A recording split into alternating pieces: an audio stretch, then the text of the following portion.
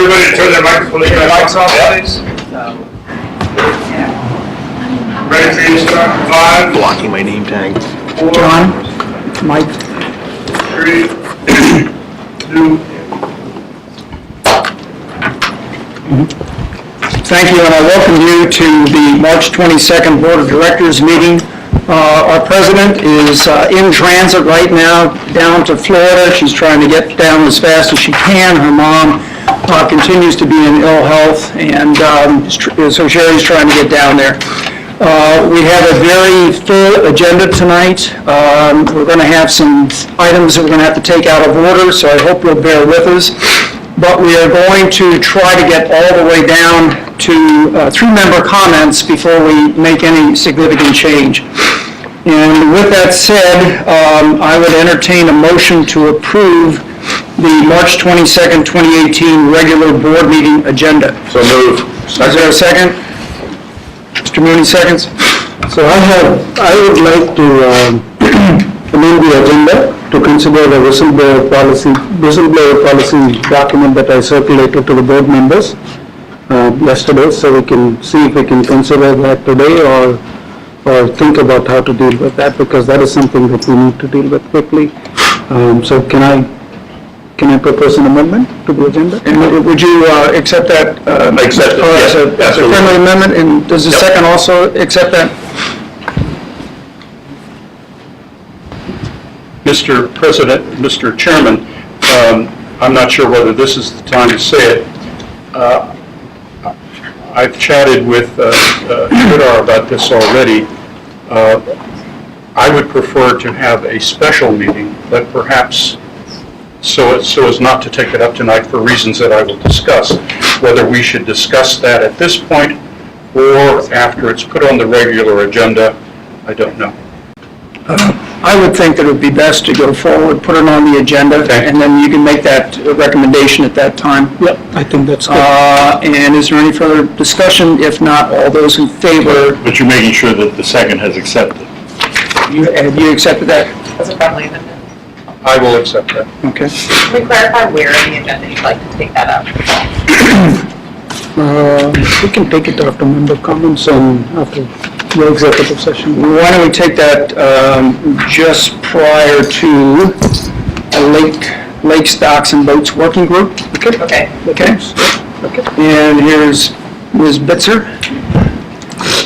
My dog tried to kill me. I'm sure it wasn't the first time. Did you want to review the motion? Yeah. Would you like for me to restate the motion? Could you? Sure. So now it is Eric seconded by John, moved to approve the agenda as amended by adding consideration of a whistleblower policy before item H, Lakes, Docks, and Boats Working Group. So, by catching up, I think I'm objecting to the addition. You can vote no to this motion. The person who made the motion and seconded the motion accepted that as a friendly amendment. So you could vote no to approving the agenda that way. And Is that fair? Is that all right with you?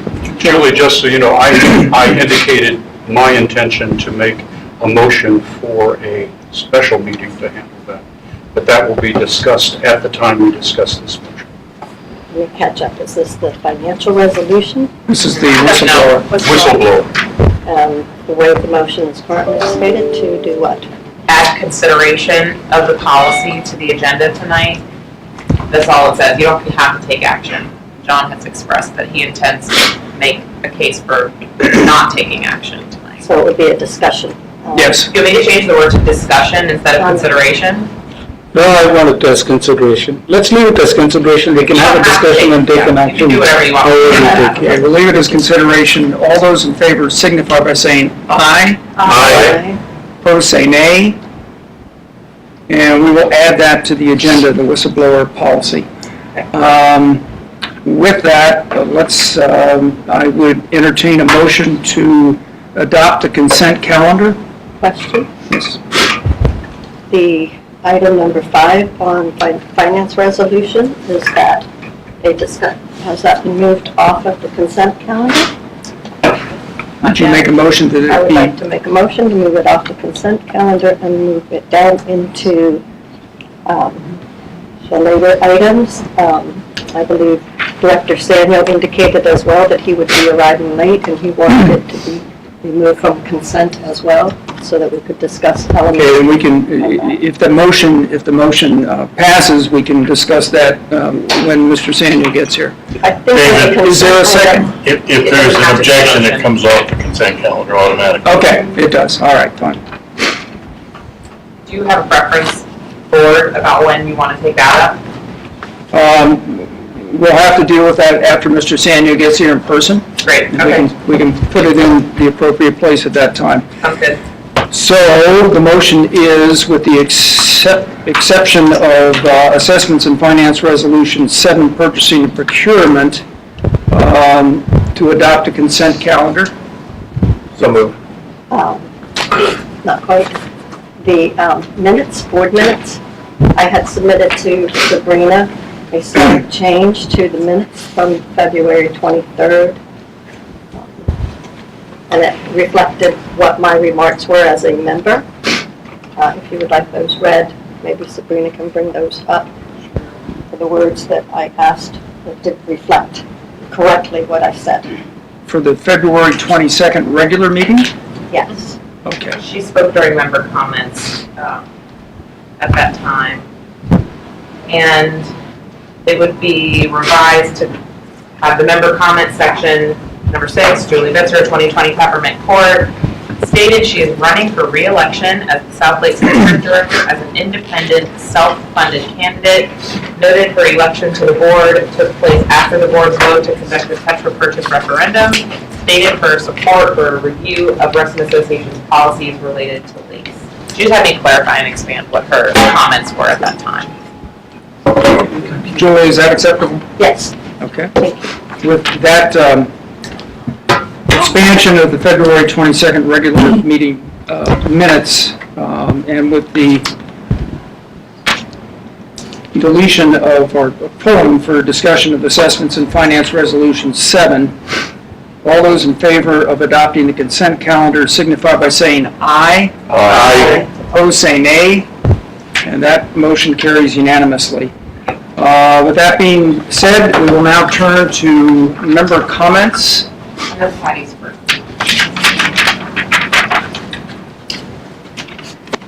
And when you come up, if you could just please state your name and your address. My understanding is that you have been granted an extra minute, so Patty Lentz, you will have 4 minutes. Yes, thank you very much. I'm Patty Lentz, I live at 1317. Could you turn your microphone on? I'm sorry. Yes. Did that work? Press it. Thanks. Okay, I'm not.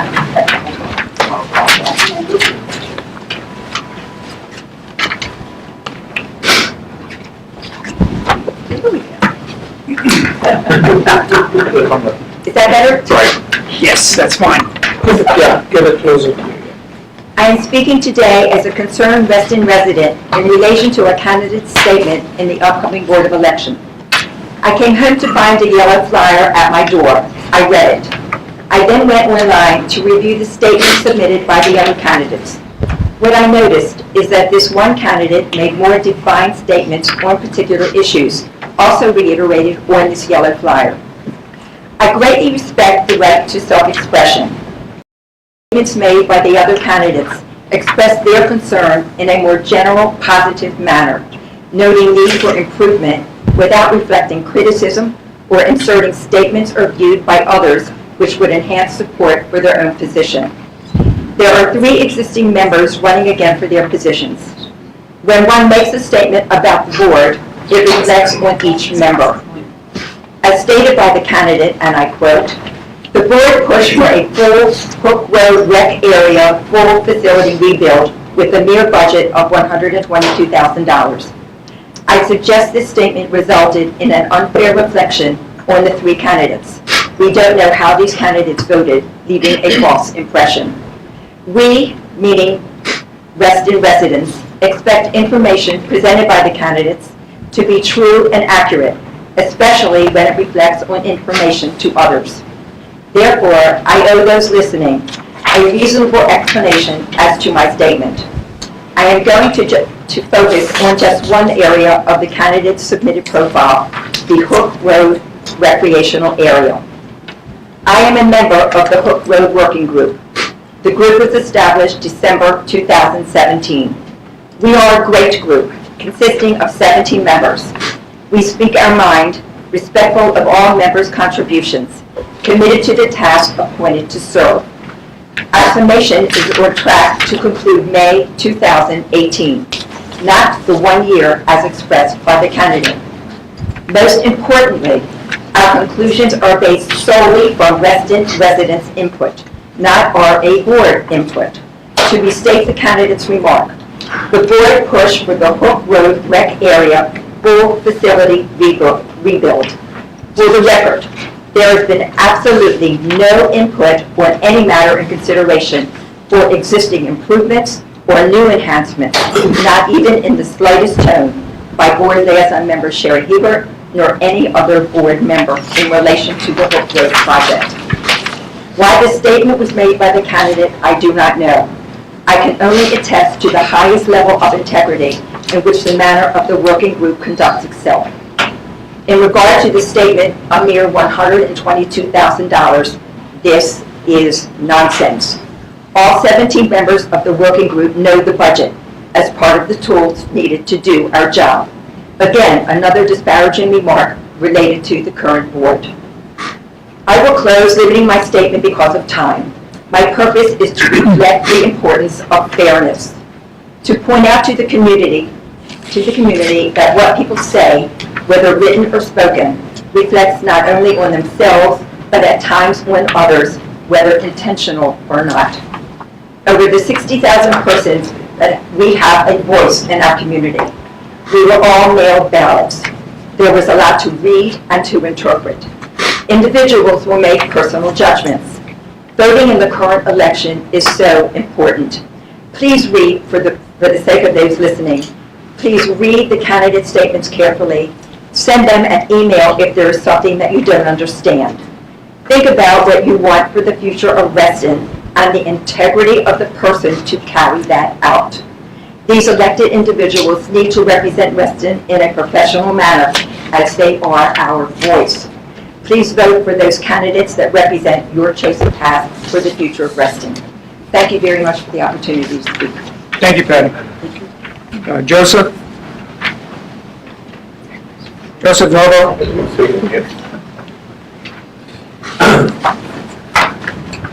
I'm Julie Bitzer. I've joined the Lake Review Committee, and we've had our first meeting. What was it? Joe, could you please state your full name and your address? Justice Norvell, 2123 Caddis Point Lane. Thank you. Thanks. I didn't know I was going to speak. I will say something else. Background, I trained as a management and systems analyst. In time, I worked as an industrial engineer. I've lived in Reston since the 70s. And I have 30 credit hours with the Department of Agriculture on their Natural History program. And I've been a live member with the Ottawa Naturalist Society based over in Maryland. And so I live on the lake, and I have an interest in its health, and that everybody gets to use it and enjoys it. And I'm open to a fresh review of what I helped write the first lakes policy, and I look forward to updating it, given increase in population and what we could do to keep it healthy and well and enjoy it. So that's it. Thank you. Thank you, Joseph. Thank you. Appreciate it. Jeremy, do you want to speak now or wait until we take that? Probably wait until we Okay. take an update. That's fine. Good. Is there anyone else who wishes to speak? Ben, please come up.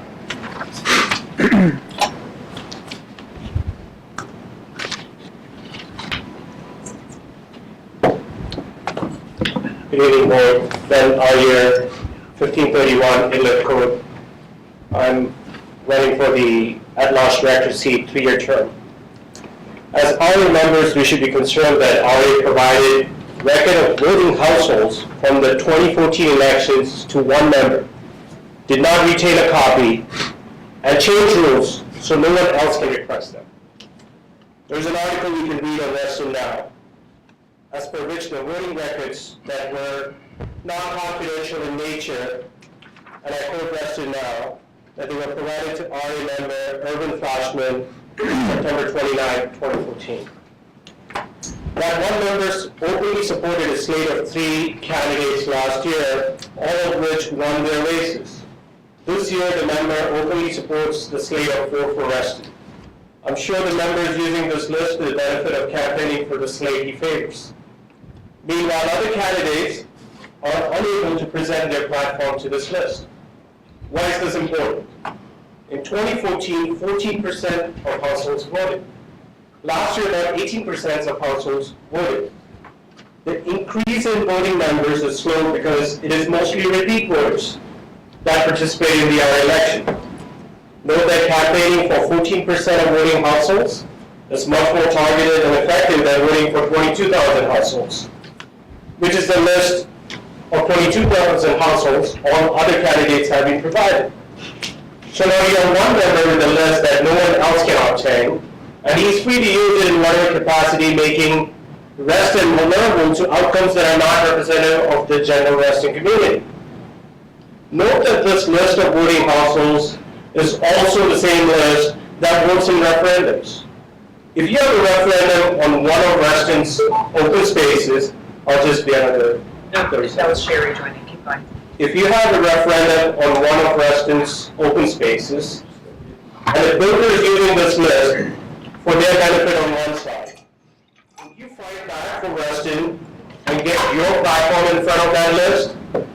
Well, the other candidates do not have this opportunity.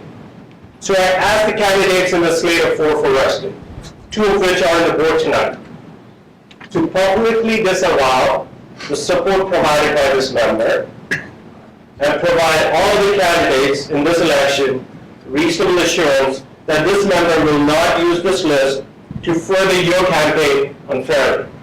Thank you. I agree with you. Erwin? Cut me. No, my name is Irwin Flash. I live at 1327 Barnwell Plain. Mr. Iyer has attempted to create the impression that I am doing something illegal or inappropriate or unfair. He is the one who is doing that because he is pushing his speculation as if it were true, and it is not. I was given the list because I asked for it, and I was the only one who asked for it. I was given a paper list. That list is out of date, and I am not using it this year. His speculation is unwarranted, unfounded, and untrue. His charges are baseless, and his position is unwarranted. He does not deserve to be a candidate because he does not know how to deal with the truth. Thank you. Thank you, Erwin. Tammy?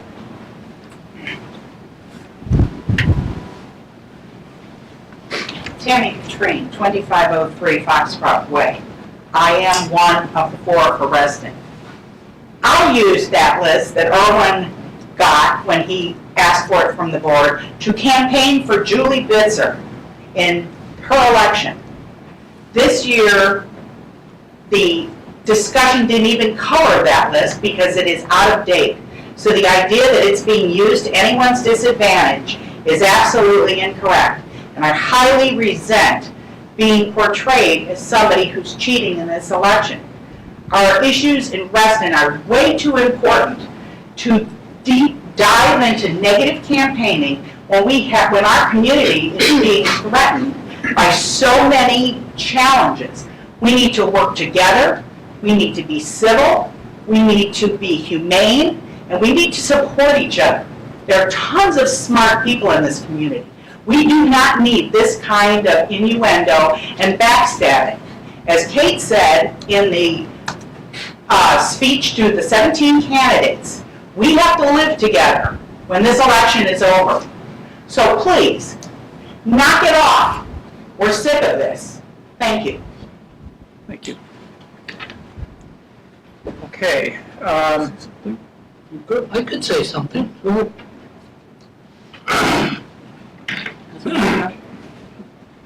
Okay, I'm speaking as an individual. Okay. Board member. right, John, you have 3 minutes. I don't need 3 minutes. John Bowman, 92229 Corn Lane, that's corn with a QU, with a 4th at Cats, PHAT, QUATs, you've heard that. I'm disappointed in Mr. Iyer. It is true, he's turned this list into an attack on Irwin and by transition to 4 candidates. Fact is, the list is useless and is not in use. The more important thing that Mr. Iyer should be paying attention to is, should the board be making this information available? Let me remind my fellow members of the community, when this issue came up before the board 2 years ago, 2015. I stood here and I advocated that, yes, you should make that list available to any member who asks for it. It's the only way to level the playing field. There were members on the board who felt we were giving away personal information of people on how they voted. That is nonsense. We go visit the minutes, okay? If I am elected to the board and this issue comes up, my position hasn't changed. I think every member of the association who has the savvy to ask for that list should be provided that list. Not an insurance company that wants to redevelop. You know, the member has the responsibility to treat that information the same way a candidate would. So, no, it was not used to anybody's disadvantage. No, it was not used. And should it come up again, I will advocate that we make that list available to members should they ask. So there. Thank you. Thank you, John. Can I? Yes. I'd like to speak. Go ahead. Joe, go ahead. My speech is very brief. Back in 2010, I ran against... Please identify yourself. I'm Joe Wright, 2033 Approach Lane, Reston, Virginia. Back in 2010, I ran against 3 people. Actually, were 2 slides. So what I did, I had coffee at Starbucks, a one-on-one coffee of all 3 that ran against me, and one gentleman who ran on the other side who did not get elected. For Lake Ann, I also had coffee with him, and he and I, we always had, and I felt like I was good friends. I don't see him too much anymore, but I really had nice, friendly conversations with everyone I ran against, plus the guy from Lake Ann that ran on another slate. That's all I have. Thank you, Joe. Short. Yep.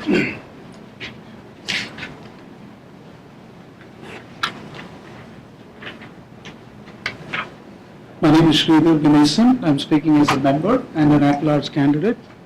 12,008-20194. So first of all, I wasn't even aware of this list until this issue came up, a couple of weeks back when Mr. Iyer brought this up. I don't have a list. I wasn't aware of it, and I'm not using it. I'm campaigning honestly, very honestly, knocking on doors. The problem with this campaign, it's become so bad because of 2 or 3 candidates, including Mr. Iyer. You heard a member speak a short while back about all the negativity as well as the false statements. I see this on Reston now. Mr. Iyer and his cohorts have turned this election into the nastiest election. And it's going to have a long-term impact on Reston, I can tell you that. Because a lot of people are going to sit back and think about the comments being made by him and his cohorts. And this is not good for Reston, because this is just lies, innuendos, and false facts, fake news. Thank you. Thank you, Ben. Short. Before we go into executive session, is Dr. Beatley here by any chance from Charlottesville? I don't see him yet. Okay. If that's the situation, then I think I'll entertain a motion that we go into executive session for a consultation with legal counsel. Is there such a motion? Is there a second? Second? I think John Bowman. I beat her to him. Oh, No, he's not here yet. okay, good. All those in favor signify by saying aye. Aye. Opposed, say nay. And we are going to go into executive session for for the benefit of the members, we're not going to ask you to leave. What we are going to do is the board members and outside counsel are going to repair to the covenants meeting room. And we'll just leave everything that you don't need with you, and we'll be back in a half an hour. Robert, will you support this motion? Sherry, are you still on the line? Okay, this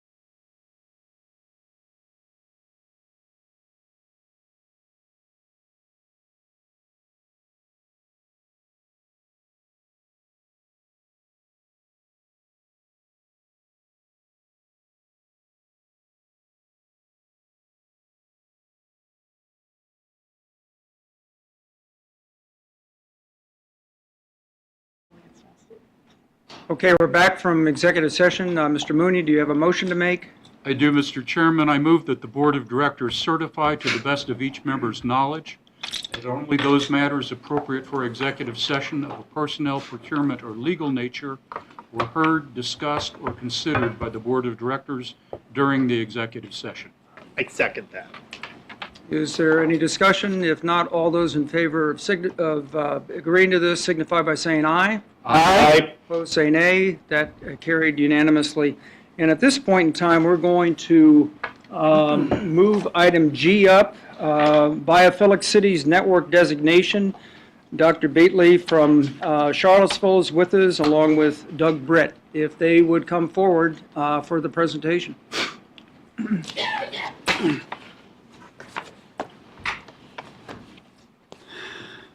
Well, thank you so much for inviting me. We're really excited that Reston is part of our Biophilic Cities network now. We have a little certificate to show that. This is a really interesting, we think, a really important idea, biophilia in connection with nature. We increasingly understand that it's an innate thing, that it's not something optional, we really need it. We need to have it daily or hourly. And it seems to us that Reston is one of those places conceived from the beginning to be a place close to nature, to foster connections with nature. So we've been learning more about it from Doug and others, and the sort of metrics that you've achieved, half of your 50% forest canopy coverage, actually more than that. The ways that you've engaged citizens in nature here, Reston is really remarkable. So we're looking forward to Reston being part of this network. It includes a lot of cities around the country and around the world. Some big cities. Some bigger cities. Singapore, Wellington, New Zealand, Victoria-Gasteiz, the capital of the Basque Country in Spain, but also American cities like San Francisco, Milwaukee, St. Louis. It's a growing network. So there'll be a lot of opportunities for interaction. We may well be bringing groups of visitors to see you and to learn from you, and maybe inviting you all to visit some of those other places. Is there anything you'd like to add? Well, I'd like to say on behalf of the Racer Working Group and Reston Association's Environmental Advisory Committee and all of our community residents who stand to benefit from this partnership, thank you very much, Dr. Beatley, for this great honor to allow our community to be part of this international Biophilic Cities network. I think this is a groundbreaking network, setting a new paradigm for urban planning, and this offers an opportunity for us to share best practices and lessons learned with some of the most progressive and nature-connected cities in the world. So I understand that Claudia Thompson-Deal is the official liaison to the network, and she's a wonderful choice for that. I look forward to seeing what the collaboration means. Already been participating in monthly partner city calls, which is one way to communicate. And I'm humbled to have been a part of this process. Thank you for all your help. So I appreciate it. So, great. Let's see, did we get some pictures already? Claudia needs to go up. Claudia should go up, Okay. and Claudia too. Yeah. Claudia, you need to be in there. Yeah, get in there. Claudia, get in there. Come on. Slick move, Claudia. Good try. Yeah, there we go.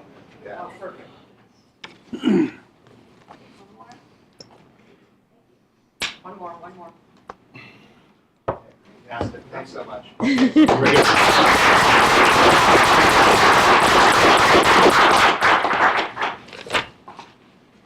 Nice to have something good. Yes. Thank you. Okay, now we'll get on to, back onto the agenda, number E, Parks and Recreation Advisory Committee Status Report and Work Plan. Mary Shedlock and Eric McCrane. Just Mary. Just Mary. This is Mary, Eric's traveling. Okay. Hi, I'm Mary Shedlock. I'm from the Parks and Recreation Advisory. committee, so I'm here to give you an update. And of what also we a did. Reston runner. Also a Reston runner, also ex-mother of a swim team member, baseball, triathlete, be active. So that's why I figured PrAC would be a good committee to be on. How do I?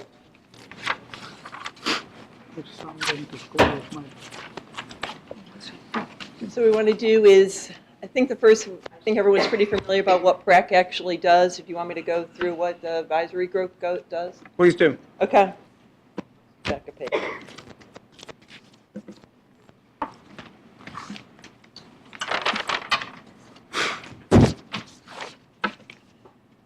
So what PrAC is responsible for came into being, I guess, 4 or 5, probably about 4 years ago, 3, 4 years ago.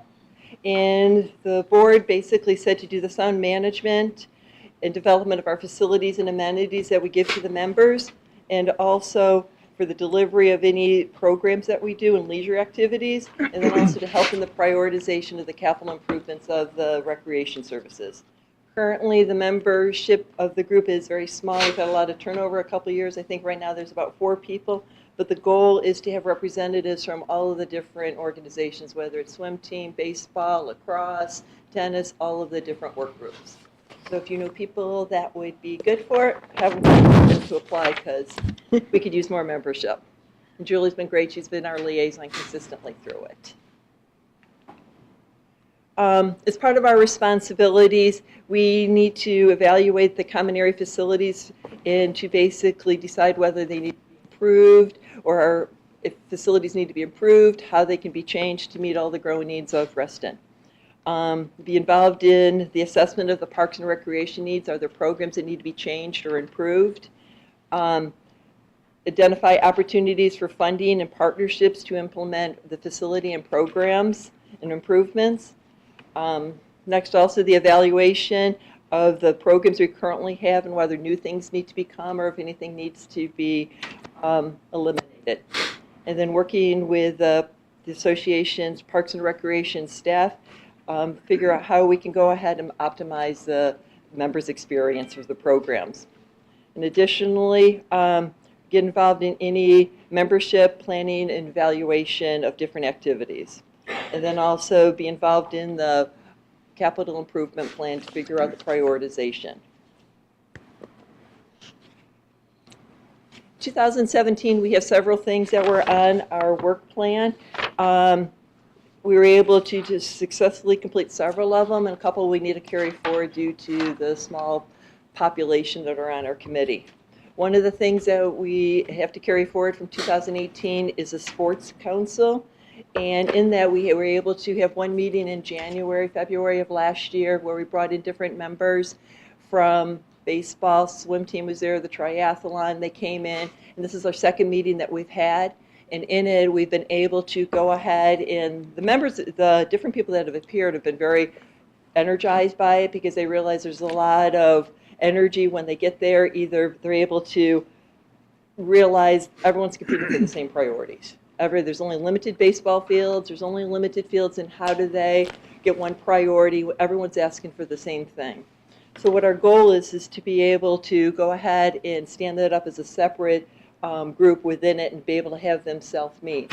But at this point, most of the people that are attending the meetings are the people that are actually leading their leagues. So they don't have the time to actually also join the sports council. So that's an activity that we're going to need to carry over till 2018-19 on our work plan. A second thing on our work plan was develop a strategy for conducting community outreach for our programs and services, and along with working with the Community Engagement Advisory Committee. That we were able to complete, and on it we provided input on the capital projects and communication plan. That was part of working into Hook Road. So we were able to complete that early this year, I think in maybe August timeframe. Two other things that were on our 2017-18 work plan. One was to work with the staff to develop a model for the community outreach and prioritization for the full facility capital projects, and we worked basically using the Hook Road as a pilot. And in that, we were able to provide feedback of how to reach out to the different impacted parties, some of the people from the tennis and baseball to make sure that they were involved and were notified about to be on the work group. So we were able to complete that. And one of the other last thing that was on our work plan was to gather the levels of utilization for our programs and facilities and to identify if there's gaps and what changes can be reimagined for any of our programs or facilities. And we started that in this past year by looking at our different pool facilities. So we've got one of the major parts done, but we'll continue that on in 2018. In addition to that, there was other ad hoc activities that came along. One was about the 2018 pool schedule, to make recommendations to the board of directors to bring back some of the hours that had been de-scoped because of the scheduling last year due to the compressed calendar with Fairfax County. We also participated in the community open houses for tennis and swimming that were held over at the lake house to get community feedback. Then also we started to give feedback on some of the different development projects that come forward. One of them was like the St. John's Woods project, to give them sort of looking at the plan to figure out what stuff could be embedded into it if it gets through the approval process. And then also giving improvements on having pickleball installed on a couple of our tennis courts. So that's what we did in 2017 and 18. And here's what we have proposed to 2018 and 2019. One is to continue to work with like Kelsey from the staff on, as new programs come forward, the development projects, to come up with like a checklist to be able to say what amenities are they providing, what things could be added to it, and be able to give that to the board to be able to say, hey, here's sort of our feedback from the Parks and Recreation on the different new projects coming forth. A second thing is to develop like an audit to be able to say for all the different facilities and our different programs that we have here. We started for swim, but continue it on for tennis and the baseball field and any of the other programs, to be able to say, hey, here's some gaps that we see of new things coming forth that may be interesting for Reston as it changes. And also the world, Reston's changing, you guys all know it. So like, what stuff can we bring in? What do we need to change from what we've been existing? So how do we just move that in a more formalized approach? And the last two items is the tennis working group was a working group that provides a lot of help to the RA staff, especially keeping their eyes on the tennis courts. And so one of our work plans is to establish how do we bring them either into prac or get more of their feedback, because they serve as a big liaison to Rob and the tennis group. And then the last thing is to really, if we can get the sports council up and going, to have somebody take full representation of it and really get the different sports leagues all engaged in it. And it's a big focus because they're really the ones that are using all the facilities. And there are a lot of the people that can provide feedback to the community as different development comes in. And I think one of the aspects that we've learned from one of our meetings that we had with the different league groups is that they compared us to like Chantilly. Like at Chantilly, they have the Chantilly Youth Organization, and they present one consolidated voice to Fairfax County. Reston, you've got baseball, you've got football, you've got lacrosse, everyone goes independently. And if we could sort of establish more of a sports council, it could be say, hey, here's Reston's voice, have a consolidated approach to it. And especially also using the sports council to say, with new development coming in, how do we make sure that the developments have the baseball fields, the football fields, whatever Fairfax County says that they need to have per their standards, they will have this group to be able to provide a lot more input. So that's sort of what our proposal is for our work plan. Okay, are there any comments or questions of Mary? Just gratitude for your presentation. Thank you very much. Thank you. And I would entertain a motion from Julie to approve the draft.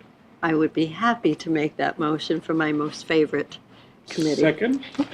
It's been moved and seconded. Is there any further discussion? If not, all those in favor signify by saying aye. Aye. Opposed, say nay, and that motion carries unanimously. Thank you, Mary. Thank you. Thank you. The next item is the 55+ Advisory Committee Work Plan. Sharon?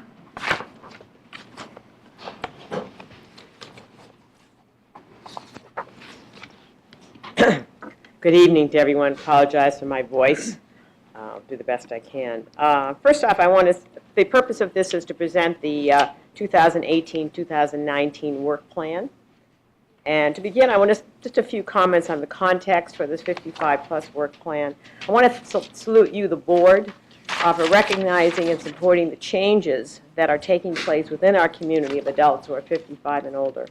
Thank you for your leadership.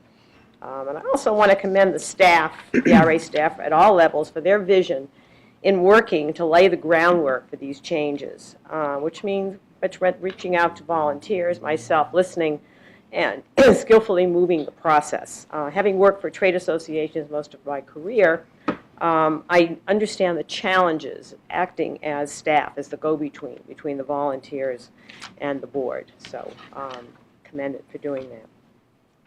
The draft work plan before you proposes 3 goals. The first is to define the collaboration with Reston for a Lifetime, RA and the collaboration. Second is to identify key advocacy issues for the 55-plus demographic. And third, to conduct research on best practices for communication.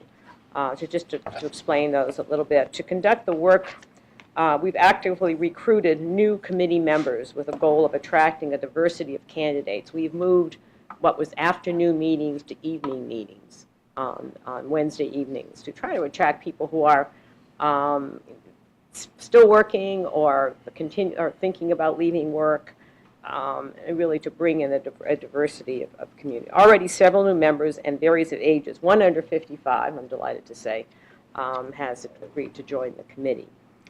So to address the first goal, to define collaboration with Reston for a Lifetime and RA, we'll begin the process with a presentation that will brief the board, followed by identifying the needed resources. And this is really figuring out, well, what does collaboration mean? I mean, it has a very nice word. In fact, when we made this change to the description, there was a lot of debate. Is it support? Is it collaboration? And we settled on the word collaboration, and really this is to be discussed. What does that mean?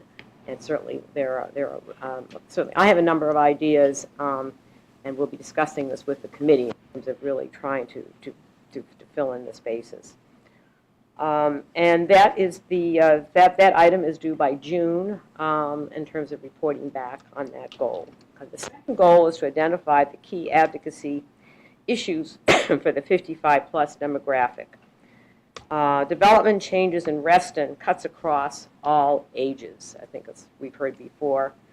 The questions such as this, where do current, and we're focusing on the Lake Ann Fellowship redevelopment.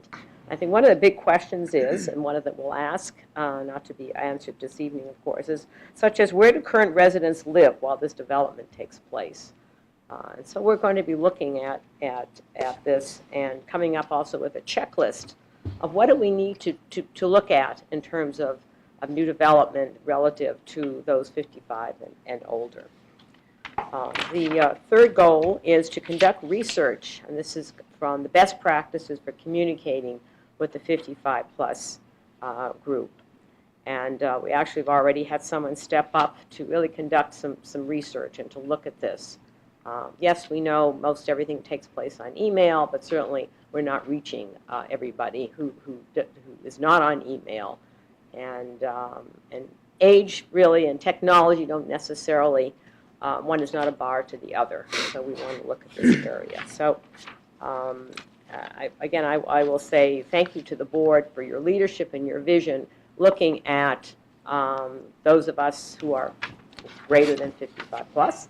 And what does that mean? What are the changes? And we want, because Reston has been designed as a place for all ages, we want to make sure this is a viable place, that their communities, our neighborhoods, and we have 134 natural neighborhoods in Reston, which act as a place for organizing assistance. So with that, I will stop. So if you have any questions. Thank you, Sharon. Are there any questions or comments, Julie? You spoke of outreach, and I know that we've done some in our communications, even with the ballots, we've done some language inclusion. So I wondered if you'd given any consideration to how you might reach out to other ethnic, cultural, whatever that are 55 plus as well. Well, that's a very good suggestion, and we haven't done any of the work, this is going forward, but that's a really great idea to add to that, language, cultural. I think this really is a key issue in that we're trying to expand the committee to make this reflect the faces of Reston. And it is a struggle because we get sort of the same folks who show up, and it's great, we love them, but we really want to make this as diverse. So, excellent idea. Thank you. Thank you, Sharon. That's great. Let me turn the gavel over to Sridhar because I'd like to make the motion. I move to approve the 55-plus Advisory Committee's draft of the 2018-2019 work plan. Do we have a second? Second. Do I? All in favor? Any discussion? Aye. Sorry. Backwards. Take it back. At this point in time, I'd like to make a public statement. The analysis of the 2015 Lake House property purchase prepared by association members Moira Callahan and Jill Gallagher was presented to the Reston Association Board at the January 25th, 2018 board meeting. The information presented had not been previewed by the board. As the presentation does not reflect the work of the board, we are not in a position to distribute or disseminate copies of the presentation. We will take into account the spirit expressed by these members as we move forward with governing the association. The board is committed to utilizing the Lake House to the best benefit of the association and its members. Thank you. And with that, since we don't have Michael Sanya with us yet, I think we'll put off the discussion of purchasing resolution 7 and the whistleblower policy. Oh, I thought we were going to discuss the whistleblower now. I thought we were going to wait until Only the purchasing resolution. Isn't the Mike next, wanted to be here for resolution For the- 7. Okay, well, let's talk about the whistleblower then before we move into not the do lakes? lakes, docks, and boats. All right, good. So I wanted to put a motion on the table to approve the amended whistleblower policy setup, to set up an independent anonymous reporting mechanism. This is, we have one in the employee handbook, which essentially reported all the way up to the CEO. This is something that I talked about during board meetings, budget work sessions last fall. I think it was September 1st. And then in November, we had a motion on the table that I put on the table to approve, the motion to go ahead and implement an expanded whistleblower policy that the staff could implement by the end of the year. But one of the board members had suggested that we move this to another board meeting so we can have a more substantive discussion, as well as for the board of directors to have more information and more time to evaluate, the changes in the policy. So since then, we have, as fiscal committee, we've looked at this 3 different times, and we've received input from the board governance committee, who looked at it, I think, in February, if I remember correctly, John Mooney, right? Last meeting we looked at it. Last meeting, and they provided input which we incorporated last month during our fiscal committee meeting, and finally approved this. The fiscal committee unanimously approved the document that I circulated. I recognize that this is coming to the board. I sent it only yesterday, and part of the problem was all the schedule conflicts. Last month we had fiscal committee meeting, occurring after the full board meeting happened. So we've been having some schedule challenges. I'd really like to get this in place. But this, substantively, the only real change from the existing policy that we have in the employee handbook is really to give people, the employees as well as others, a mechanism to report independently directly to the board. This is something that we did not have, and I think this is very, very beneficial, especially in light of all the processes and internal controls that we are implementing as an organization, including the purchasing resolution that I hope we'll approve today. So I think it is part and parcel of that, and it's good practice. It's to implement this as well. So I would like to move a motion to consider approving it tonight, Is there a second? I'll second it. It's been moved and seconded. Any discussion? John? Mr. Chairman, I'm going to suggest a substitute motion, and that despite the fact that I've had the opportunity to discuss this with Sridhar and to meet with the Finance Committee, and I have a very high regard for the product that's been done. There are a few additions, and I appreciate the fact that they have incorporated amendments suggested by the Board Governance Committee and by myself personally. There are a few more little things that I would mention, but I want to propose instead a substitute motion that we not consider it today, but that we consider it in a special meeting.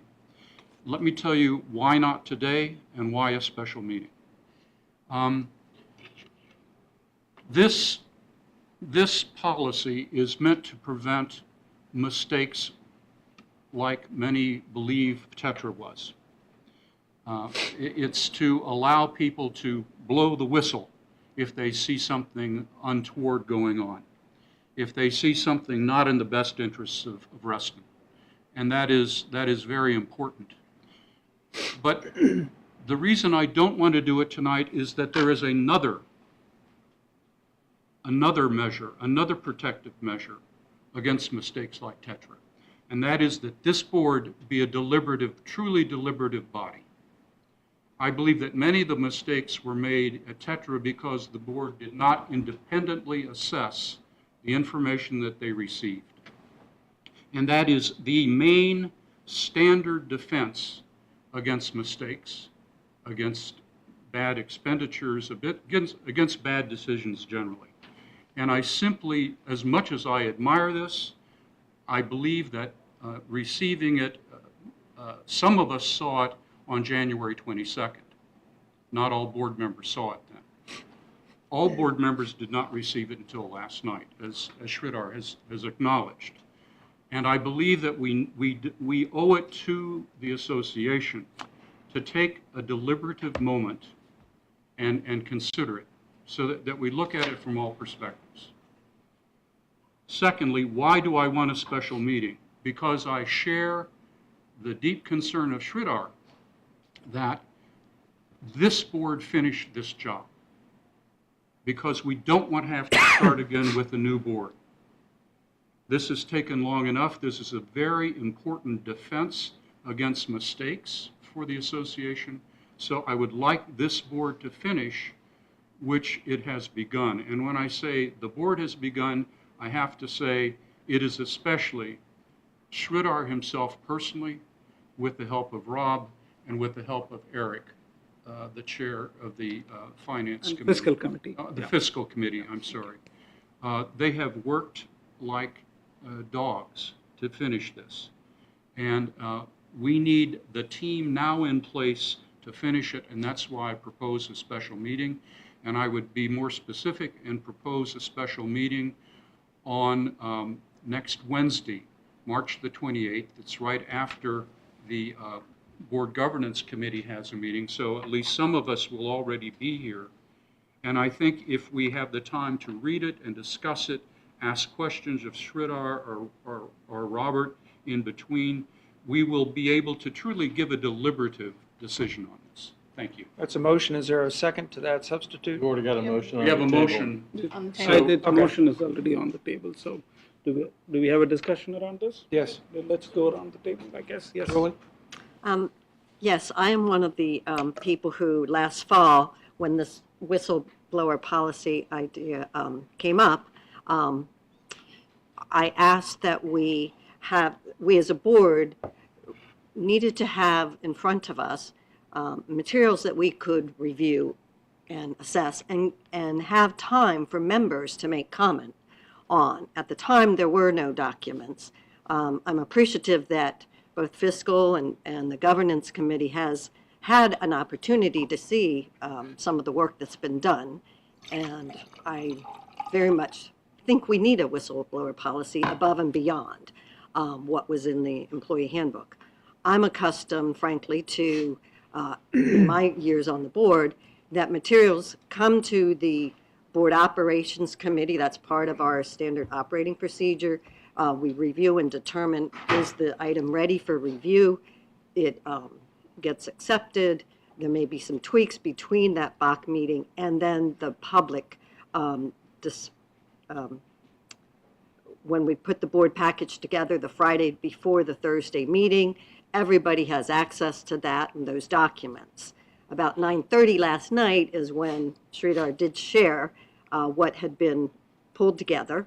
I happened to see it at 1 a.m., but my thought, and I do appreciate the desire to get our work done. We have had certain goals that we wanted to achieve this year in improving our transparency to our members, in improving business controls, et cetera. So I would applaud and second that we have. I believe that by having it next Wednesday, as you suggest, and having the document, I guess at this moment it's not in our board package for today, but it could be posted yet today or tomorrow so that the membership would have time, that they could also join us for a meeting right after the governance meeting next week. That should be enough time for member comment, member input to both their directors and to the committee itself. So I think that there's a reason we have some of the processes in place, and I would like to see that we continue to use those. In the package that this motion will come, I would like to see a reference to what is in our employee packet handbook. You say it's in the employee handbook. I went searching for anything on this in our other documents and had not found a whistleblower policy that I could refer to. So that's it. Victoria? While I appreciate both of your positions, the current whistleblower policy requires a written notification to the CEO. That is unacceptable in every way, shape, and form. We need to get a whistleblower policy now. If that means that we put something in place tonight and we discuss it a week from now or a month from now to kind of tie it down a little bit better, then that's fine. But the bottom line is it is unacceptable to think that anybody on staff or any RA member is going to put something in writing to the CEO if they even suspect that the CEO is somehow involved, whatever they're blowing the whistle on. That is problematic. It needs to go to a private company, as most companies' whistleblower policies are. You call an 800 line, and it's managed through that. We really need to get this in place sooner rather than later. This is one of the more critical things that have come on our plate. Well, I think that's what's being recommended as we review what's been put forth to us, and next week we can take. I don't see how, personally, I don't see how that's fair and being transparent to the membership. John Bowman.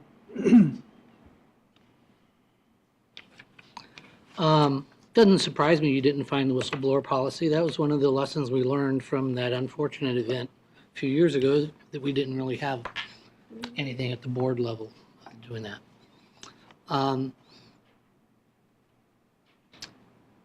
A discussion we don't always have in front of the members, but we have in the BOC when we interview people for committees, is what is the proper role of advisory committees? And I would submit that we do our best to accept volunteers on our advisory committees who have the passion and the desire and some domain expertise to advise the board, and quite frankly, do some of the work. If we got two committees. We have the fiscal committee and we have the board governance committee, who both looked at this. Their starting position was the employee workbook. The major deficiency that, as Victoria pointed out, was how it bubbled up, and that we need a third-party outside mechanism for, quite frankly, anybody in the association, not just staff, to be able to communicate to the board, either under their own name or anonymously.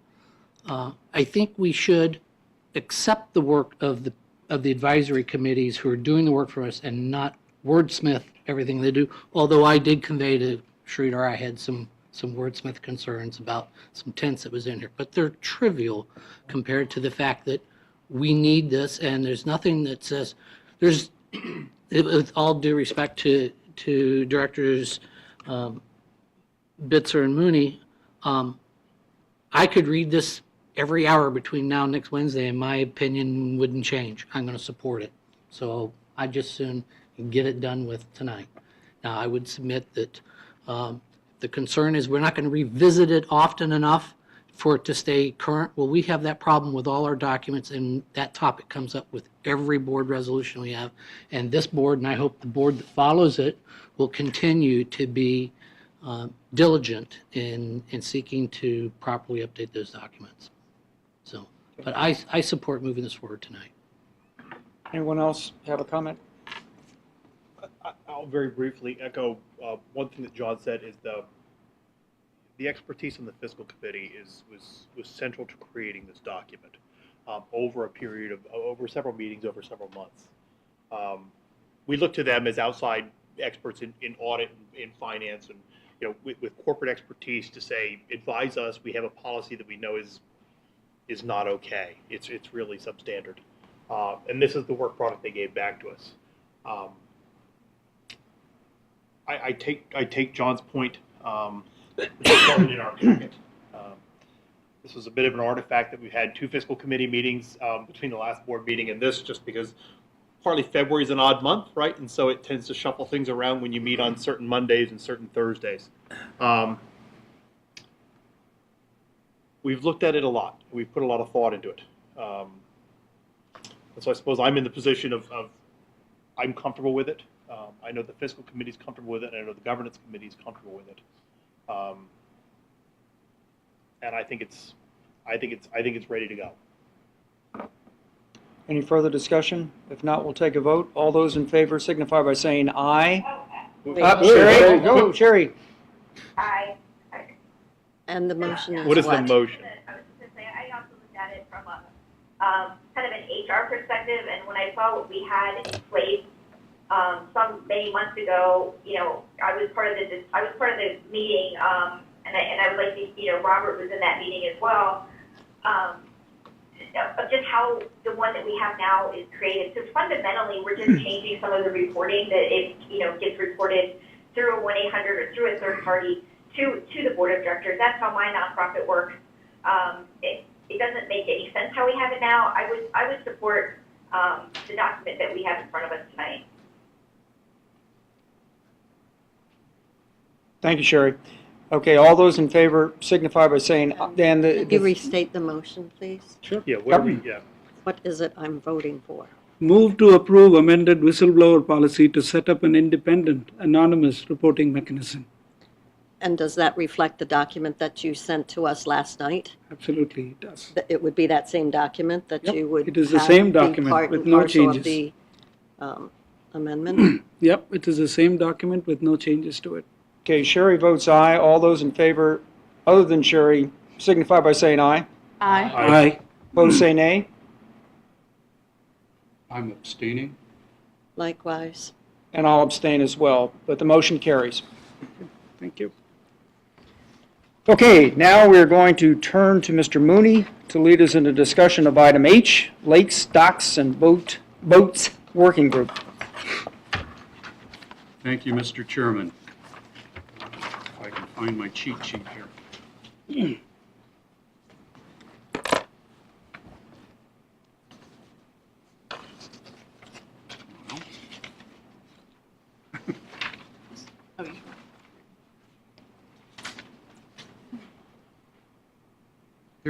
Here we are.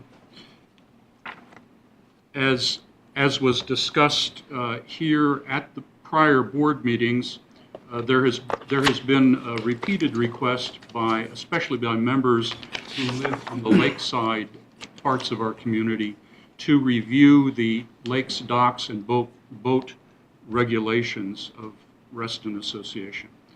And so there have been a series of meetings of the Board Operations Committee discussed it. They then sent it to the Board Governance Committee, and the Board Governance Committee met with a number of representatives from the community and came up with a proposal which is posted both on the web and available outside. And basically, it proposes this charge for a board, or rather for a lakes, docks, and boat working group. The purpose of the group is to provide the Reston Association Board of Directors with recommendations on amending the association's current governing documents policies on lake, dock, and boat use. Such governing documents would include the deed, design guidelines, and policy resolutions. And there are various levels of complexity for those three types of changes. Specifically, the working group's objectives are first to examine the number of types of boats and docks currently on each of the association lakes and ponds. Secondly, identify any and all environmental impacts that docks and boats have on the association's lakes and ponds. Thirdly, hold focus groups and public meetings to obtain input from both the lakeside property owners as well as other Reston Association members. Fourth, review all the current governing documents pertaining to lakes and ponds, lakes, docks, and boats. Fifth, recommend amendments to the governing documents. Sixth, identify the impact of RA rules on lakes, docks, and boats on the lakeside property owners themselves and their use of their property. Seventh, identify environmental issues, enforcement issues, especially from the perspectives of the lakeside property owners and RA staff. We heard comments from both groups when we had our Board Governance Committee meeting. And finally, recommend a plan for possible amendments to the governing documents that best resolve the issues raised in the previous 7 points.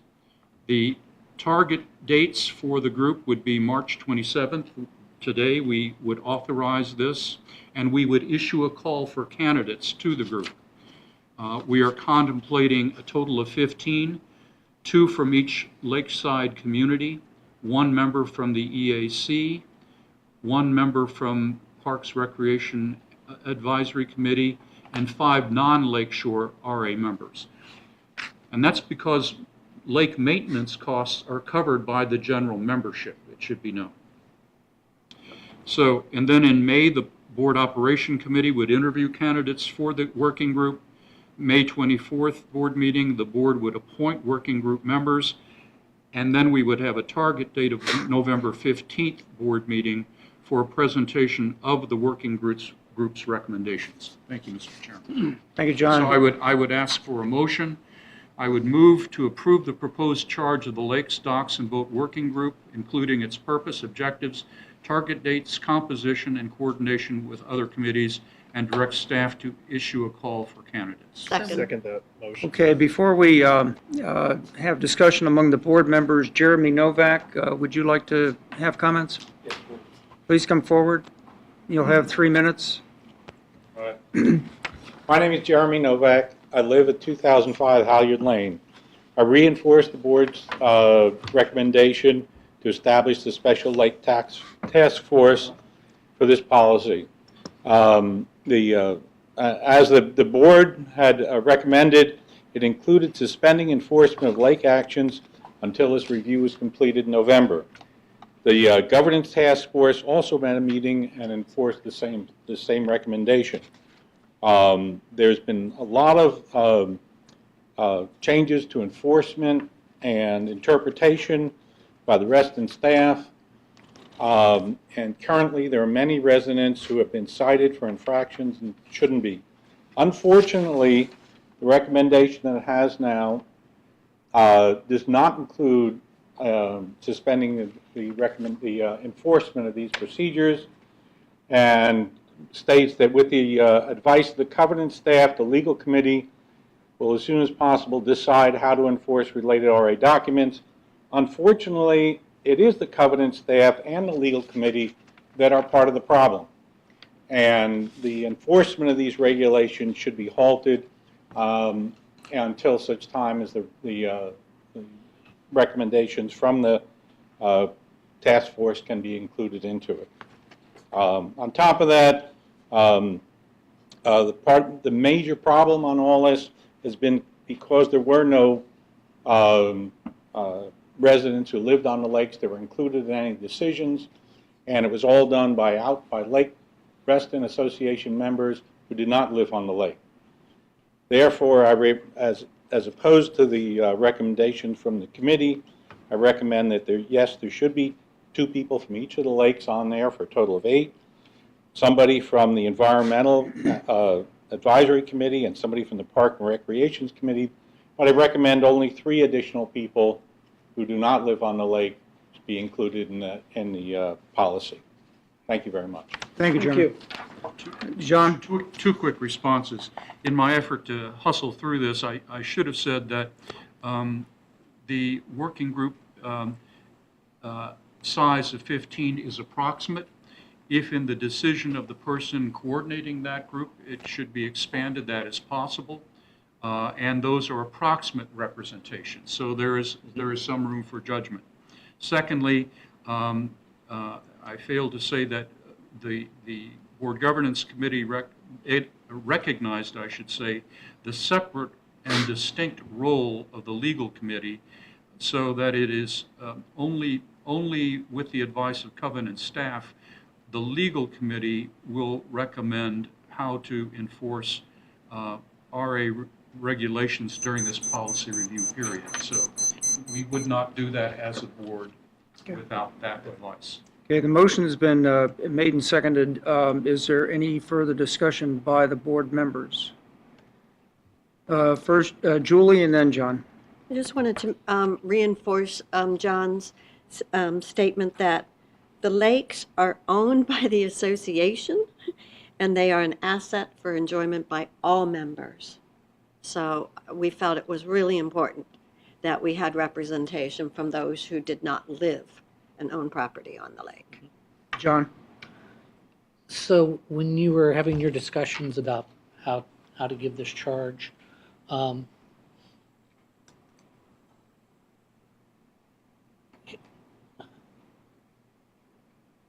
I'm wrestling with bringing the charge to the full board now when it seems like we don't have the input from the Legal and the Covenants Committee. And did you guys discuss that? I mean, We did, and it is a related issue, but a separate issue. What we need to do to get this working group started in a timely fashion is approve it today. So we didn't have time to wait to see what the Legal Committee would recommend and incorporate their recommendation in this action. But if we don't, we're not going to leave enough time for this group to deliberate if we don't approve now, because the April meeting is a skeletal meeting. Right. And so we need really to act today. Understood. So, And as a representative of the Legal Committee, I would say that I think it's important that we take action tonight, as John has stated. I agree. I'm just trying to take the temperature of the board. An analogy, our good friends at the county, when they were revamping the Reston master plan, put a hold on all land use actions until they could figure out what end was up for them. And I would be inclined to suggest to us that we could, if we can, if it's within our purview and we think it's appropriate, to ask Covenants and Legal to enter a hiatus while we solve this problem also. That's duly noted. I would say, John, the reason we're not doing that, not proposing that tonight, is because the enforcement of covenants is a very sensitive matter generally, and in the Commonwealth of Virginia particularly. And so for the board to opine about that without solid legal input is not advisable, as I've learned from previous discussions with our counsel. Yeah, I think it was felt that it needed to be a separate action and okay. Right. Sridhar? Thank you. I support the working group, the forming of this support group, because this working group, because we did have this boat issue, the size of the boat issue recently, and I think that at that time I did talk about, we really need to look at these things and make the amendments that we need to do, show some flexibility. The one question that I have is, will this working group have access to the financial information in terms of the investments that we make in the lake, as well as the operating, information. So while they consider all these different recommendations, it might be useful for them to look at the, what does it cost us on an ongoing basis as well as. I totally agree, and that was, in a generic way, part of the discussion we had at our last meeting. That the working group, as they went through this, would identify what additional information they would need in trying to resolve and clarify the definitions. Okay, Eric? My bias for action on the whistleblower policy is matched by my bias for action on this, so yes. All right, I think everyone's had a chance to comment on Can it. I just say one thing, David? Yes, please. The voice. Hello? Yes, Sherry? I can't hear you shaking your head. Anyway, I would just say, the only word of caution I had, and John, I think I mentioned this to you, is we use the words of, changing our governing documents as if it's something easy to do. If we're looking at changing our deed, that is not an easy thing to do, which would, I believe, cause for referendum. We just want to put that out there. Yep. Yes. Yep. Thank you. Thank you, Sherry. There's no further comment. All those in favor signify by saying aye. Aye. Opposed, say nay. That motion passes unanimously. And we're now on to land use update. Larry and Kelsey. I'm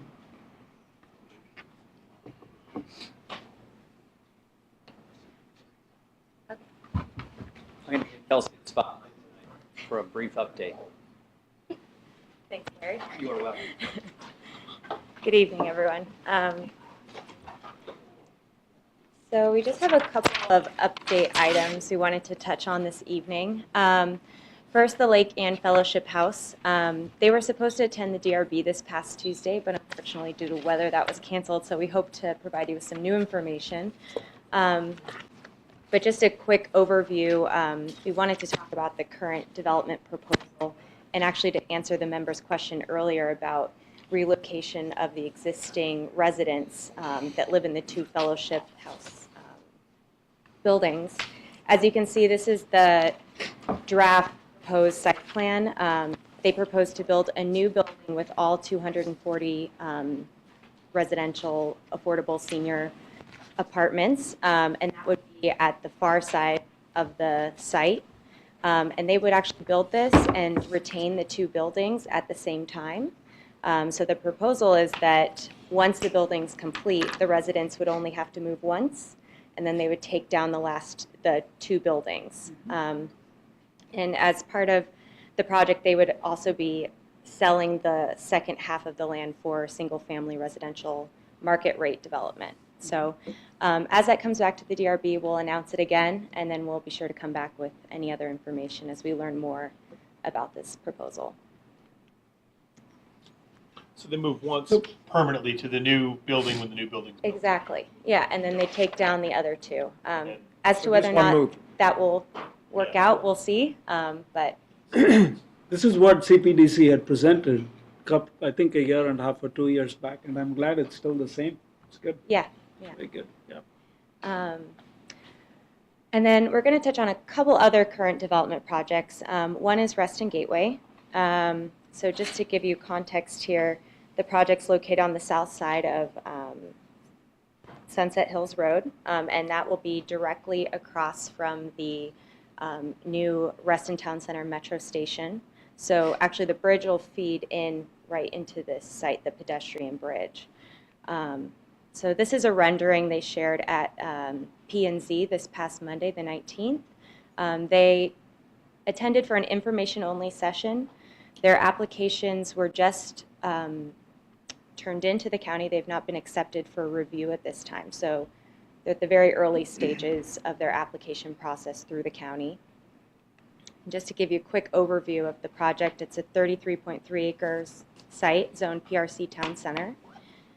They propose to build a total of 4.8 million square feet of development, 4.5 million square feet of which would be new. There'll be approximately 9 acres of open space, and they're looking to create the open space to connect between the WNOD and the new metro station. So, Show me where this is again on the map. Would you mind just? Yeah. There you go. This is It's near north. Target. Sorry, opposite north, Fifi. excuse me. Or Sunset Hills, yeah. All right, so this is that, those two low-rise buildings, that empty lot. It's on the other side of Everything- Cooper's Hawk. Everything in there, okay. Other side of Yeah, Cooper's the Hawk. other side of Cooper's Hawk. Got Got it. Yeah. So question, on the next slide, you have 49 units, dwelling units per acre. So right now we have in the TSA 50, right? A limit of up to 50. Correct. This is not considered TSA. Isn't this supposed to be part of right now zone still within PRC? This is part of the TSA. It is part of the TSA. Yes, it is part of the And TSA, it's- and their application has been submitted under the 50 DUA threshold of the Right. current PRC ordinance. So they're currently in line with the zoning ordinance. Yeah, so that's what we have 50 right now. It's not Correct. been increased. Yes. For some reason, I thought this was under PRC. And that's one of the It is reasons why they were PRC. trying to increase it from 13 to 16 to accommodate, Reston Gateway and Crescent, and there was one more, I forget. But Tammy is nodding her head, the CPR co-founder. She can speak up, I guess. But go ahead, yeah. So you're sure this is under TSA? That's where they were filed? Okay. Correct. Yes. And again, this is a very new application in the county process. There is no proposed hearing dates at this time, so we will be coming back to the board as we understand more about the project, and likely will draft a letter to the developers and the applicants. But an interesting note about it, as you might have seen in the press, there's already been a commitment from Fannie Mae to lease 850,000 square feet in 2022 on the site. When do you think they're going to start, when is their plan to start building them? I'm not sure. Because they don't even have a hearing date set, I would imagine their applications would take at minimum a year. Okay. And then there's many more steps after. Okay, yeah. So we'll kind of have to watch and see how it kind of transforms over time. The next project we want to quickly touch on is Reston Station Promenade.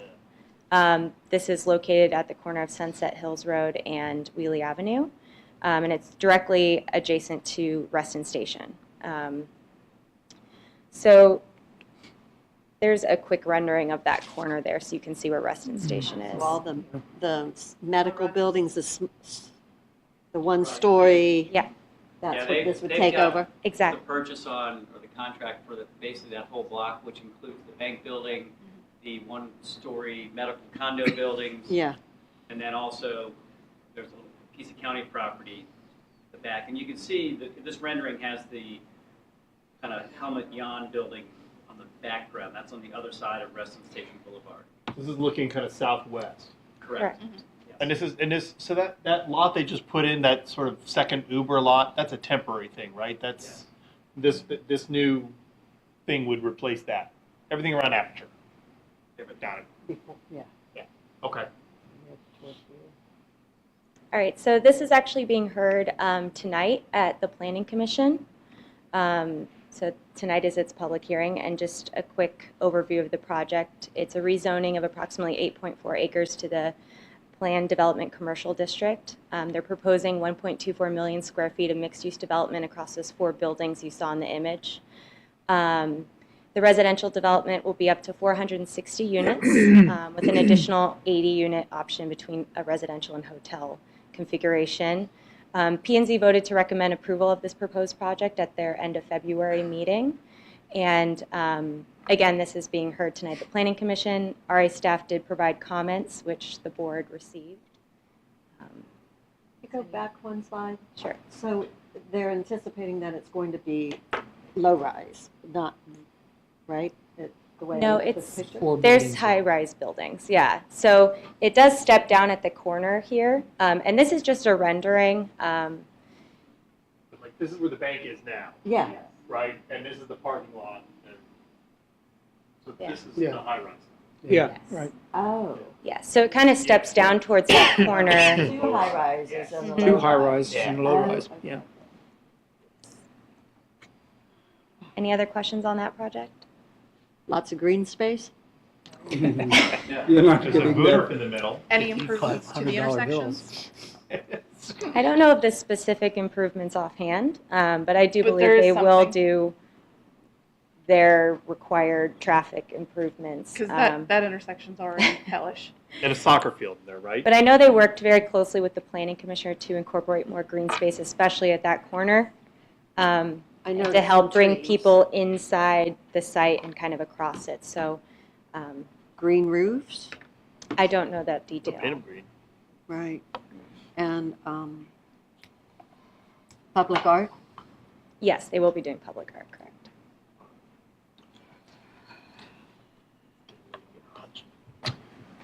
Any other questions? All right, so John Bowman. I want to reattack Lake Ann Fellowship House. Sure. Please remind me, because I forgot, did you get input from the EAC on the impact on old growth trees on that site plan? we have not gone to the committees with this one yet. Okay. They were coming to the DRB for their first information-only session. So we're at the very kind of start of reviewing, and I will be taking it to every committee. Yeah. Okay. I expect some people to come out of the woodwork on that one. Sure, yeah. No pun intended. Yeah. Green space, open space. And I just have one more topic to touch on, and that is the VDOT and Fairfax County Department of Transportation summer repaving and restriping proposals. So as many of you know, Fairfax County held a community meeting this past Monday to allow community members an opportunity to comment on the proposed restriping projects, which are planned in coordination with the repaving projects from VDOT. And the restriping proposals would reconfigure some of the streets in Reston, and it's to implement the Reston Bike Master Plan. So it's a lot of adding of bicycle facilities, especially buffered bicycle facilities. At the meeting, community interest was mostly focused on the reconfiguration or the proposed reconfiguration of South Lakes Drive, which is shown on the map here. This is the map of the South Reston projects. And that proposal is to bring the 2 travel lanes in each direction down to 1 travel lane, and then to add 1 buffered bike lane in each direction. The concern from the community stemmed from mostly congestion around South Lakes High School during the morning peak hour. So the county listened to what the community had to say. I should also note there are a lot of members from the bicycle community there advocating for bike lanes. So we'll see how that unfolds. But other major roads under consideration include Bennington Woods and Ridge Heights. There's a full list online, and there's a link on this slide here where you can see the full list and exactly what they're proposing on each one. And the county did remind everyone that these were proposals. There's an opportunity for community input online, and that's open until April 6th. So you can also find that at the link on this slide, and we hope that everyone will participate in that. Julie.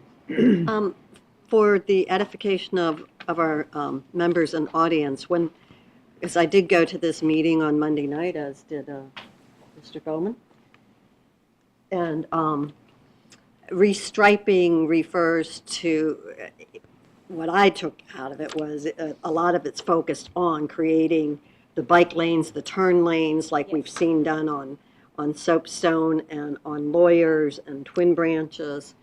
And one of the part of the presentation talked about the different ways in which they could accommodate bikes and the restriping. And they also talked not only to the 1 lane each way, but the turn lanes. And they also spoke to the fatality reductions that they have found. I think it was with Lawyers, they had significant numbers that they were quite surprised at how much that had changed things. I did ask I don't remember I think it was VDOT, a person who was there at the very end of the meeting with regard to South Lakes, since that seemed to be the one that had the most contention, and Ridge Heights because of the school drop-offs and the buses and everything. I said, so if a decision was made to not restripe, to add the bike lanes and the single lanes and the turn lanes, when might this come up again?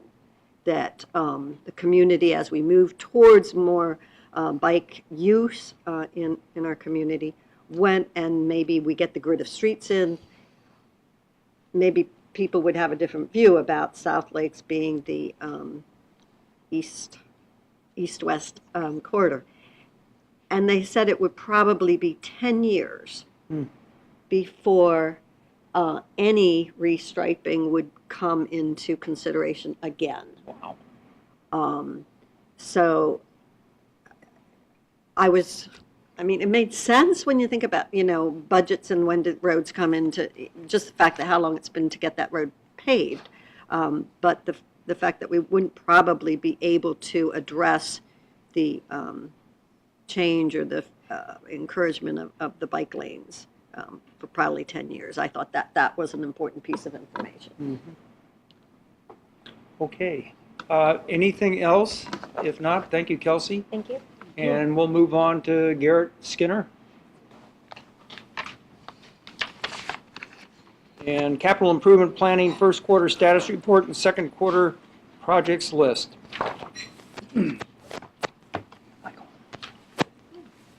Mike. All right, good evening. Good evening. We were going to attempt to make this a transition meeting for Chris and have him present, but he's lost his voice.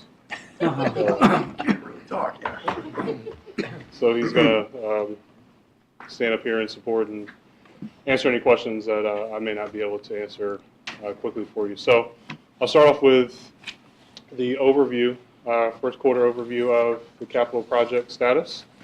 As you guys know, we have 75 projects, excluding the equipment and vehicle purchases.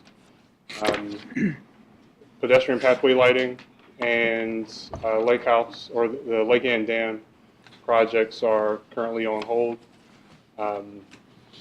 Overall, we have 58 scheduled, 14 projects are already in progress. That includes those projects that you have already approved for Q1 and the carry forward projects. Within the projects, we have 2.4 million, about 45% of that is scheduled, and by value, 2.7 million is in progress, just as a general overview comparison. Some highlights for our project statuses. CSF renovation is progressing well, on budget, on schedule. We intend to complete the entire project by the end of June. Currently, interior finishing is in progress. Our window storefront is already installed, and they're working on completing bathrooms and everything else within the main building. We have a tentative move-in date for most of the staff into the bulk of the facility at the end of May. The second building, the warehouse, will be complete by mid to late June, and we'll have move-in at that time. Since demolition has occurred, one item, of course, came up early on was the existence of asbestos that was quickly remediated, and then we've had some minor foundation failures that we've had to repair in preparation for the window installation. Other than that, there have been other small, very small things there that have popped up, but again, largely the project is still doing very, very well from a schedule and budget perspective. Pony Barn renovation, that's the carry forward that was approved last year, where we're able to accomplish the replacement of the roof for the barn itself at the end of last year. Currently, there's a DRB application for all of the remaining items that's on schedule for April 9th, with the anticipated completion date upon approval of the design and procurement of contractors by sometime in June, and that will be for the full site renovation. Other key project is, or are, Newbridge and Uplands White Coats. These are two pool facilities. It's a routine major repair. Those are already underway in anticipation to have those completed. in early May and well in time for final inspections and opening of those pools. What we have before you, and what's probably much easier to see in your packet, is the Q2 capital list. These are the projects that we are gearing up and ready to get started with procurement process and planning. So we have those before you to be approved. This list includes tennis and multipurpose court, color coding and recapping, baseball and garden plot fence projects, pool filtration and sanitation equipment replacement, deck equipment replacement, for a total budget of $656,038. A few highlights of some of the projects within that list, just to provide some more clarity and explanation. You may notice we have the Browns Chapel 2 and 3 backstop and fencing replacements. That line item, or that project, identifies backstop replacement, but we are replacing the entire fence system. That includes not only the backstop, but team benches, railing, and most importantly, the dugout roof and structure itself. The current structure is a wooden structure that is aging and currently not compliant with the county wind load requirements.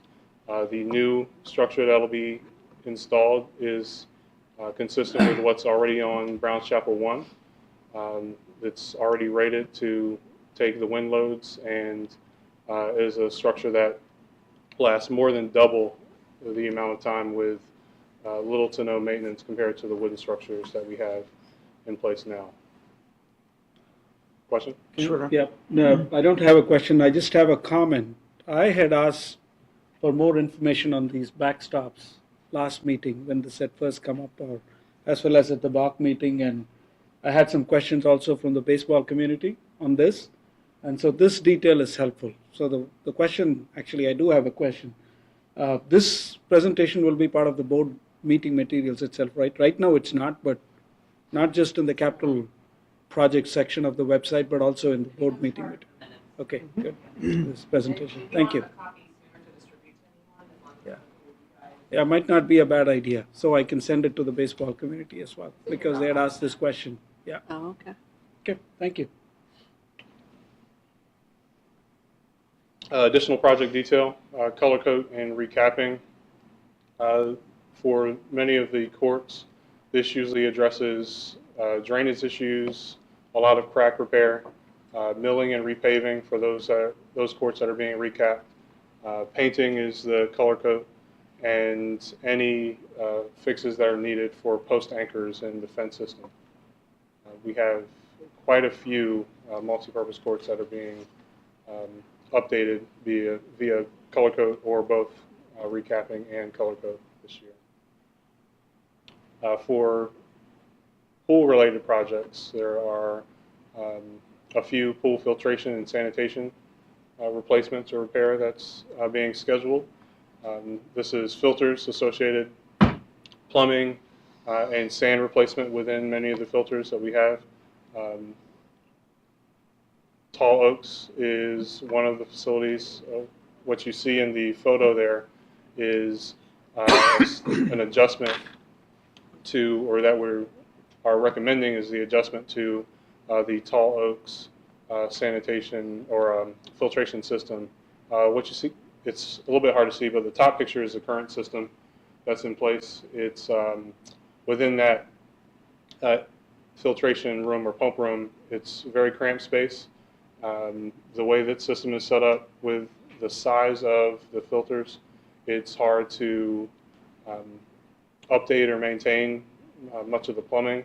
And actually in the back of the room is a water heater, and if we ever have to replace that water heater, which is likely to happen sometime soon, we have no way to get that heater out of the room without dismantling the plumbing. So the suggestion is to go to a stack system that's smaller, that gives us more room.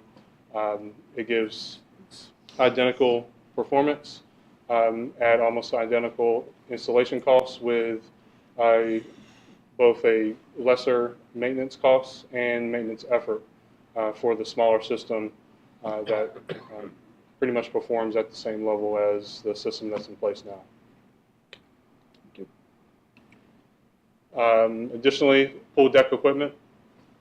We want to just highlight this because there are quite a few deck replacement or deck equipment replacement projects. This includes dive stands, diving boards, any shade canopies or lift mechanisms, and guard stands and pool ladders. Many of these items are fairly expensive individually, and we just wanted to highlight that. And was there anything else you want to add, Chris? No, those are just pictures from an inspection that was done, and a lot of these are stemmed from safety concerns. So, if you couldn't hear it, as he just mentioned, these are addresses safety concerns. Subtitles.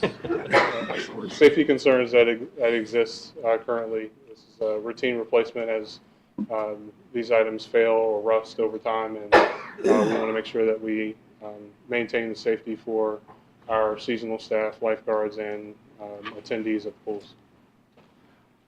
And that is it for the Q2 list and the quarter update. We just wanted to give you kind of a quick summary of what is going on, and as we did in, I think it was December, January, provide you with the list of projects that we are ready to begin procurement activities for your approval.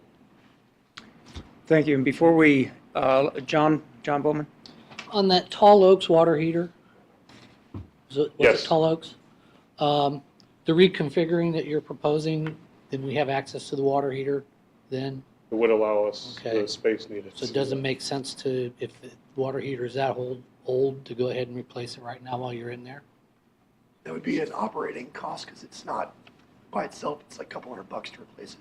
Okay, They would handle that out of operating. just thought I'd ask. Mr. Sanyo has joined us. Sir. Thank you very much. Apologize for being late. I had very important business to do. I was a sponsor for your family friend first confirmation. So Good. I apologize for being late. Garrett, I wish you all the very best. Really appreciate all you've done for the Reston Association. Chris, you've got big shoes to fill.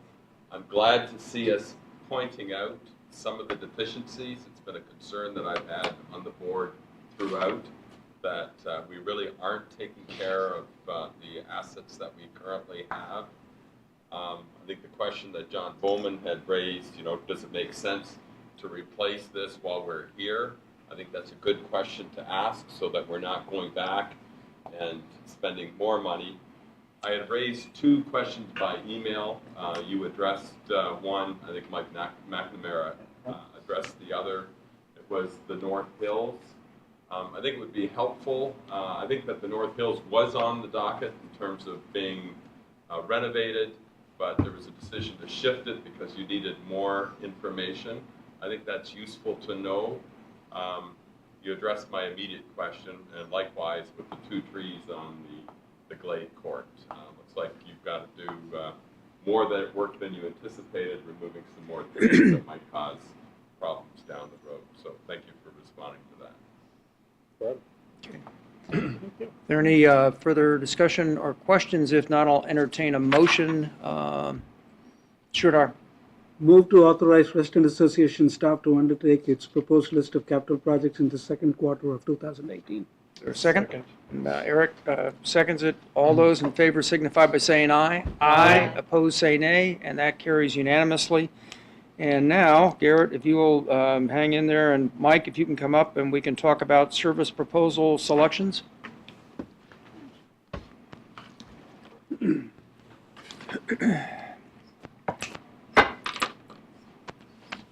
Good evening, everyone.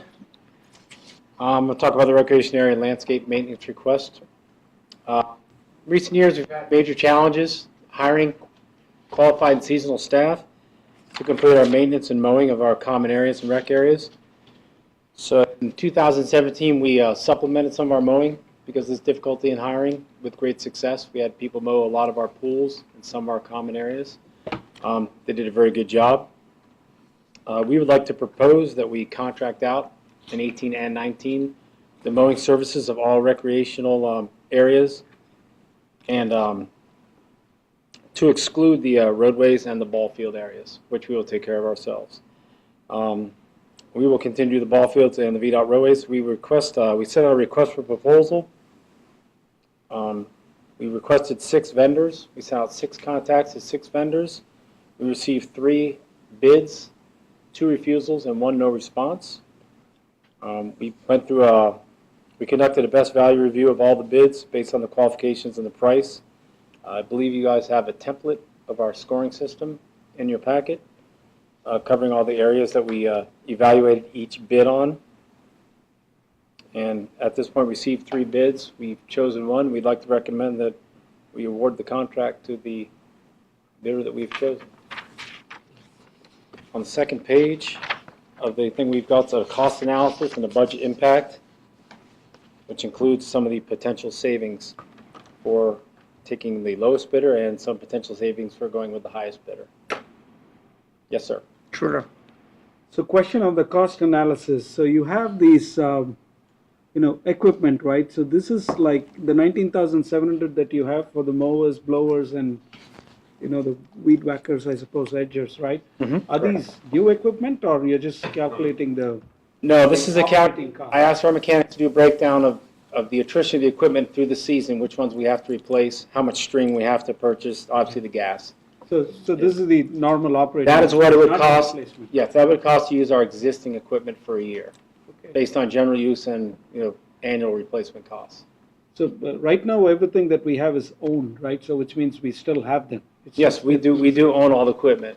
If we do go with a contractor, we'll obviously replace less equipment, and we'll probably replace our equipment on a longer-term basis, replace lasers every 5 to 7 years, and now we could probably hold on them longer, maybe 10 years. And that's true with all the rest of the equipment. Obviously, if you don't use as many weed eaters, many blowers, as much gas, you're not going to replace it as often. So where are we in the bid process? So you're ready to recommend one of the bidders, Yes. right? So do you actually have a contract under development? Do you have a contract? We are. They've seen? Yep, we are developing a contract right now. They sent me an example of what they typically do, and I've melded together with ours, and we forward it off to the attorney to go over, and then we will forward it to them once we get for approval. Okay, I'm assuming it'll come through for us to look at, right? Yes. Okay, good, okay. Thanks. Any other questions, or? I think if there are no other questions, at this point, we should then proceed to executive session. No, I think there were, Got he's one got more. 2 more items. Okay, 2 On-call more. engineering services, Okay. as well as, which I know John Bowman had Okay. a question about. Were there actually 4? And whistleblowers. No, not whistleblower No, yet. procurement. And then the dock, the Procurement. Lake End dock, and All right, so I think there's 3 in this. I'm pretty much going to say almost the same thing as Mike did regarding the on-call engineering services contracts. As we have discussed, even near the end of last year, we've always talked about the need to add on an on-call master engineering services contract to really help capital with better preparing and conducting assessments, especially as we're getting into a phase where we need to conduct surveys and assessments of various facilities, both in concert or in preparation with or for the reserve study. There are services that we definitely need for capital projects where, as you guys saw the list, we have 75 projects. Traditionally, that means we have 75 individual contracts. This is an effort to provide a little bit more efficiency from a services perspective from that side.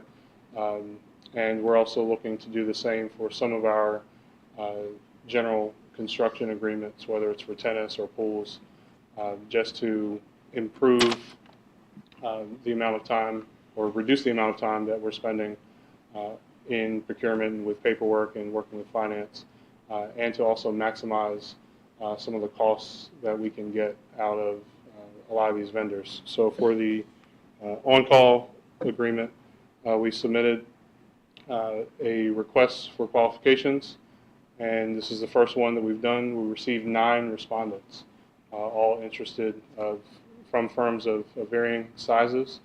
We shortlisted 3 of those firms after evaluating the proposals using a scoring sheet and with an identified selection committee. The shortlisted firms came in-person interviews, panel interview with members of the SLT and of consisting of capital staff, and that group recommended, out of those 3, recommended a firm to move forward with selection. And we'll discuss the details of that contract with you in executive session. Additionally, Lake and Dock dredging replacement. This is an RFP that was actually issued last fall, and we made revisions at the end of the year and received revised proposals from dock replacement contractors, and we received, for that one, through a competitive bid process, we did receive 2 bids. 4 firms were actually invited, and one of the firms actually combined with another, so that sort of reduced the resulting proposals that we received. And we've identified a contractor who is able to not only just replace the dock, but perform full service demolition, dredging, and rebuild of the dock, along with assistance with permitting and county approvals that we're going to need to start working on in anticipation of starting that project in the fall. Likewise, that contract is ready for your review in executive session. And I think there was mention of the additional item that we wanted to add to your roster for review for executive session was the dredging contract. We also submitted a request for qualifications for marine services on call. Our intent was, we were hoping that we could get one firm that could provide, just like the engineering services, all marine services that we would need. That's dredging, performing bathymetric survey, as well as any dock repair not associated with the Lake and Dock project. Of the firms who submitted, or we had 6 requested proposals, 3 came back. Each of the 3 identified that they could only provide one of those 3 services. And with the dredging project that we need to get started, the one firm who's been identified is ready to get started, and they're the only one really qualified to do the work. We've used them many times before, and we have their contract also ready for your review and approval. Trying to make sure that we honor the intent of the new Resolution 7. We wanted to at least present those to you and hold those contracts for tonight's meeting to have you review and approve. And with that, that's all we have. Okay, are there any questions or comments at this point? If not, my plan would be that we go into executive session, and then after executive session, when staff is able to go home, we then go back to the agenda and consider Resolution 7, and then with a little bit of luck, we can adjourn. Yep. And if that's the case, I'd entertain a motion to go into executive session to discuss these contractual matters. So moved. Is there a second? Second. Yes? Yes. Yes. Yes, and land use matters. I And apologize, who seconded it? Or did no one yet? I'll second it. I did. Okay. Discussion. Bio break? Yes, as we go into executive session, we will take a short break for the good of everyone. Yeah. All those in favor signify by saying aye. Aye. Opposed, say nay. And we are now going into executive session, and this time we are going to ask people that are not involved with the executive session to leave for a period of time. Unknown period of time. Okay.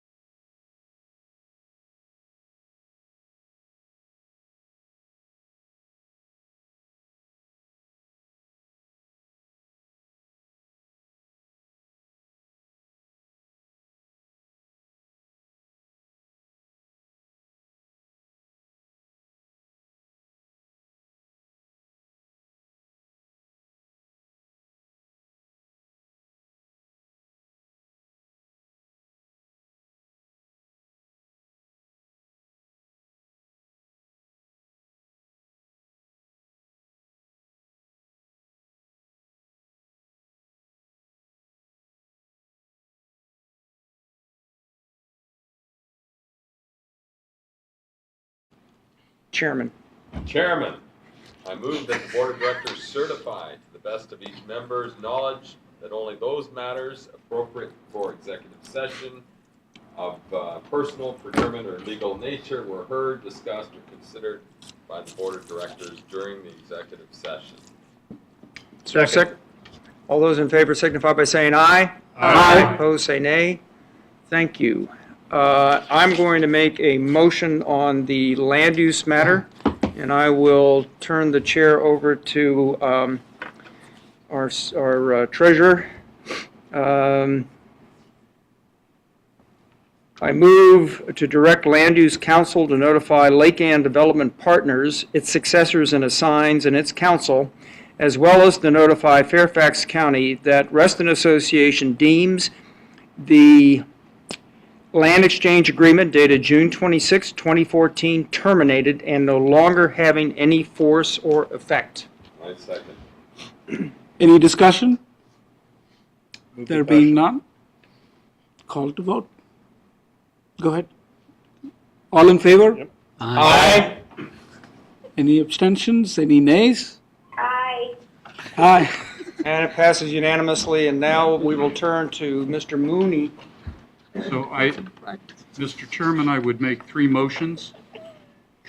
After completion of a competitive bidding process and in accordance with the provision of Reston Association's policies on purchasing and procurement, the board moves to award a 2-year contract to perform recreation area landscape and maintenance services to Blake Landscaping Incorporated. I'll second that. Sorry, it's a 1+1 Right, contract, 1 year option. Okay. yes, Just thank to you. be accurate. I was going to make that correction. All of these will be subject to review Subject by to review Victoria and Sridhar expeditiously. Thank you. I accept the friendly amendment. Is there any discussion? All those in favor signify by saying aye. Aye. Opposed, say nay. Next. Thank you, Sherry. Next. Second motion, after the completion of a competitive bidding process and in accordance with the provisions of RA's policies on purchasing and procurement, the board moves to enter into a master service agreement to perform on-call engineering services to Kinley Horn. I second that. Is there any discussion? If not, all those in favor signify by saying aye. Aye. Opposed, say nay. That motion carries unanimously. Sherry? Aye. Thank you.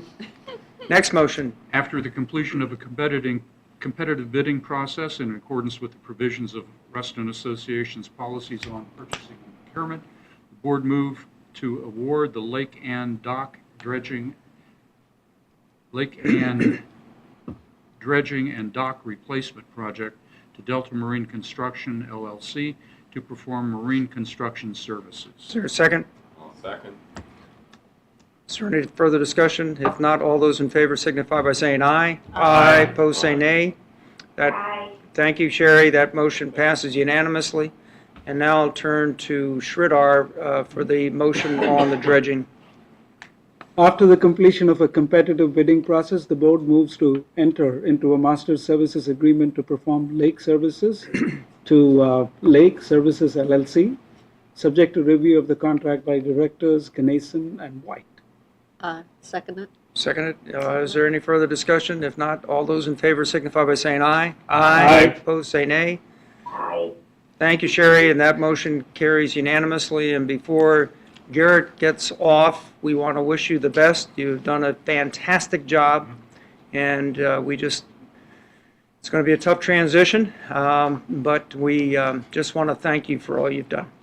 Yeah, amen. Thank you. Thank you. And now, we're going to look at Resolution 7. Okay. One sec. For that.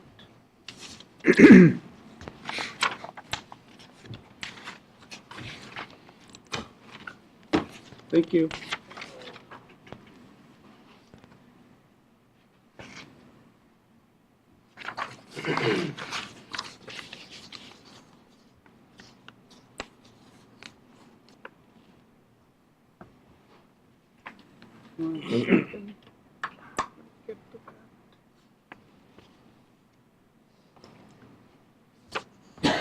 Want me to move the motion? And then we have a discussion?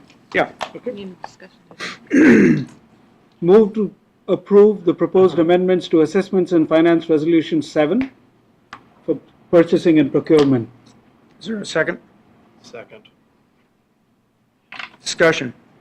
I would propose 3 amendments, which I've shared, I think, with all the board members already. The first, I would see going into the agreement at about Section 1, after Section 1D, and it would read, any contract or service agreement of the association shall require that the contractor or service provider shall obey the requirements of Title VII of the U.S. Civil Rights Act of 1964.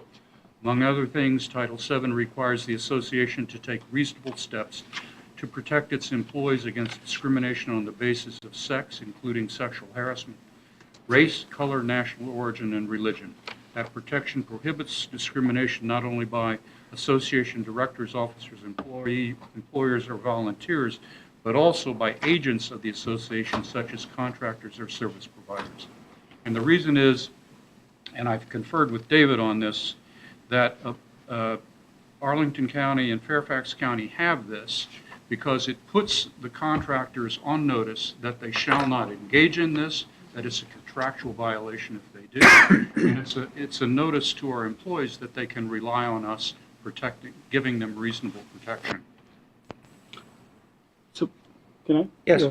So one of the comments I've heard is that maybe this is something that we can put in the contract itself, as opposed to in the resolution? Well, I think it's good to have it in the resolution, and then it finds its way into the contract.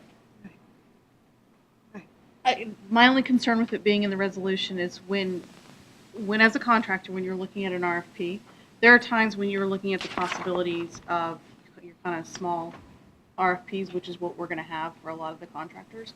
And if there are too many requirements, you might go look for something bigger.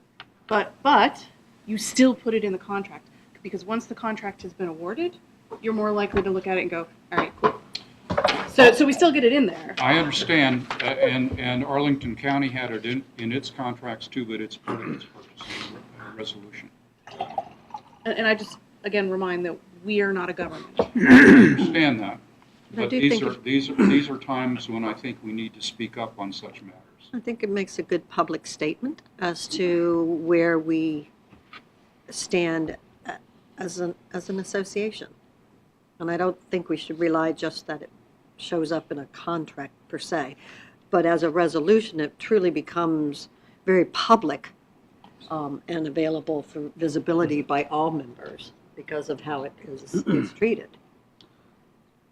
And as a contract statement, not everybody's going to read every single But they're in breach. contract. You what you're looking for is someone, you want teeth, and the only way it's going to have teeth is breach of contract. Right, but as far as the community's concerned, for them to see that it's incorporated into a resolution.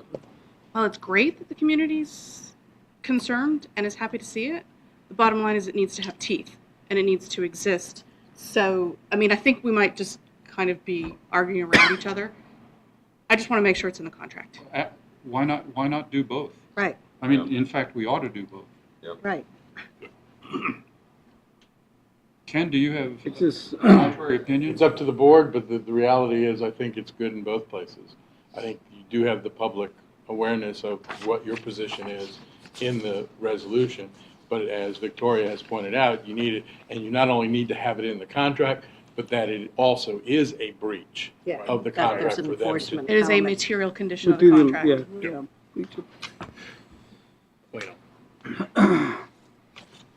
Okay, that's an amendment, that's a motion that's been made to amend it. The motion, is there a second to that? Second. So, I don't have my Robert's rules with me. Do we take the amendment first, Ken? We do. Right. If there's no further Well, there is Okay, further there is. discussion. Okay. And I find the syntax in section 1K confusing. And it's not a big confusion. It's, I think we can do it by having a linking conjunction. It says the association shall not execute contractor-supplied proposal or agreements, period. And then it goes on to say, unless a special circumstance exists that is provided in writing with the PO-RA standard agreement will be used. It seems to me that that second sentence qualifies the apparently absolute nature of the first sentences. So I would suggest we say, the association shall not execute contract-supplied proposals or agreements unless a special circumstance compatible with the best interests of the association is provided in writing in the PO. But I think there should be one sentence. I think they're intended to be a single sentence. I think that's better. Yeah, that's fine. I'm fine with that. I mean, the intent here is, you're not going to get standard people accepting your standard contracts. I said that in the email. Yeah. There are going to be many service providers that are going to use their contracts, and if it's in our best interest, we can use their contracts, but as you best have interest or no choice sometimes. Yeah, but as you have said, we should push to use our contract. Right. Yes. Because we know what's in it. And where it's practical, absolutely we should. And my third suggestion is in section 4, under the sole source provider rule, to say who is authorized to approve such a sole source justification. So I had commented in response to your comment on this. It will follow pretty much the same process as anything else, right? Whether you have 2 bidders or 3 bidders, you'll have a Garrett or somebody coming in and, saying that why it's a sole source as opposed to getting 3 or 4 bids. And that does happen, especially, in some of these amenities. It happens, and that's a justification that they have to provide, and based upon the limits, the size of the contract, it's going to go through all the different steps, the CFO, the CEO, board officers, as well as the full board if it needs to go to them. So, Robert? The only real thing out with the sole source is if, like the dredging, right, there's 1 or 2 specialists who actually do that. That's the whole purpose of putting this clause in about sole source, that you don't really have additional bids to get or additional quotes to get. But it goes through the entire process, and all we do on the memo to the actual purchase order is state that fact. So the justification will be there as part of the memo, and it starts from there. So I think it's the same process. There is no different. Yes, Bob. John? Well, I had the same question on John's previous item K on the RA standard agreement, on who would be able to make the case and approve that we could use a non-standard agreement. And my reaction to that was the same as what I think I heard for the sole source. The chart we have there under item number 2 drives the approval authority. Yep. Exactly right. So in the sense that in either of those 2 cases, if we feel we need to expressly state who the approval authority remains with, refer to chart under whatever, chart under number 2. And part of this is, some of these things, now that we will have a general counsel within the organization, it makes it a lot easier for that person to actually to weigh in and provide. Well, we're forcing them to document it. So that's the goal. Eric? Good point, John. Yeah. From a procedural standpoint, I second his amendment to K, to 1K. Okay. I think we didn't have that up. Thank you. Seconded, so. Okay, I second it. But Eric did. You second the second? I said, oh, you seconded it. Okay, I'm sorry. We're almost there. 9:15, we can do this. I'm sorry. Can we vote on John's 3 amendments? We can do this. Ken? Well, go ahead and vote on John's 3 amendments. I do have a couple comments for the board to consider. And I do too. so- Which I brought up to Sridhar at the last meeting. Yeah. Do you have, are you going to make another amendment after we vote on John's? Or do you just have comments? Probably. Okay. All those in favor of John's amendment, all those in favor signify by saying aye. Aye. Opposed, say nay. And that motion carries. Now we're back to your main motion. Anybody want to make another amendment? Yes, discussion. We're under discussion, yes. I spent a fair bit of time this past couple nights looking at the resolution based on discussions with other members who brought up concerns for it. So as I had shared with you, The resolution, as it currently states, refers to board officers. And I pointed out that we do not have board officers, we have association officers. And I also raised a question in terms of how are we addressing the 2/3 vote that is detailed in both item 2D and E as to that makeup of those pieces. I can speak to them on suggested language change. I think we need to be clear as to who we are including in those approval decision process. And I also raised the question that I did not think that it was appropriate for the fiscal committee chair to be part of an approval process.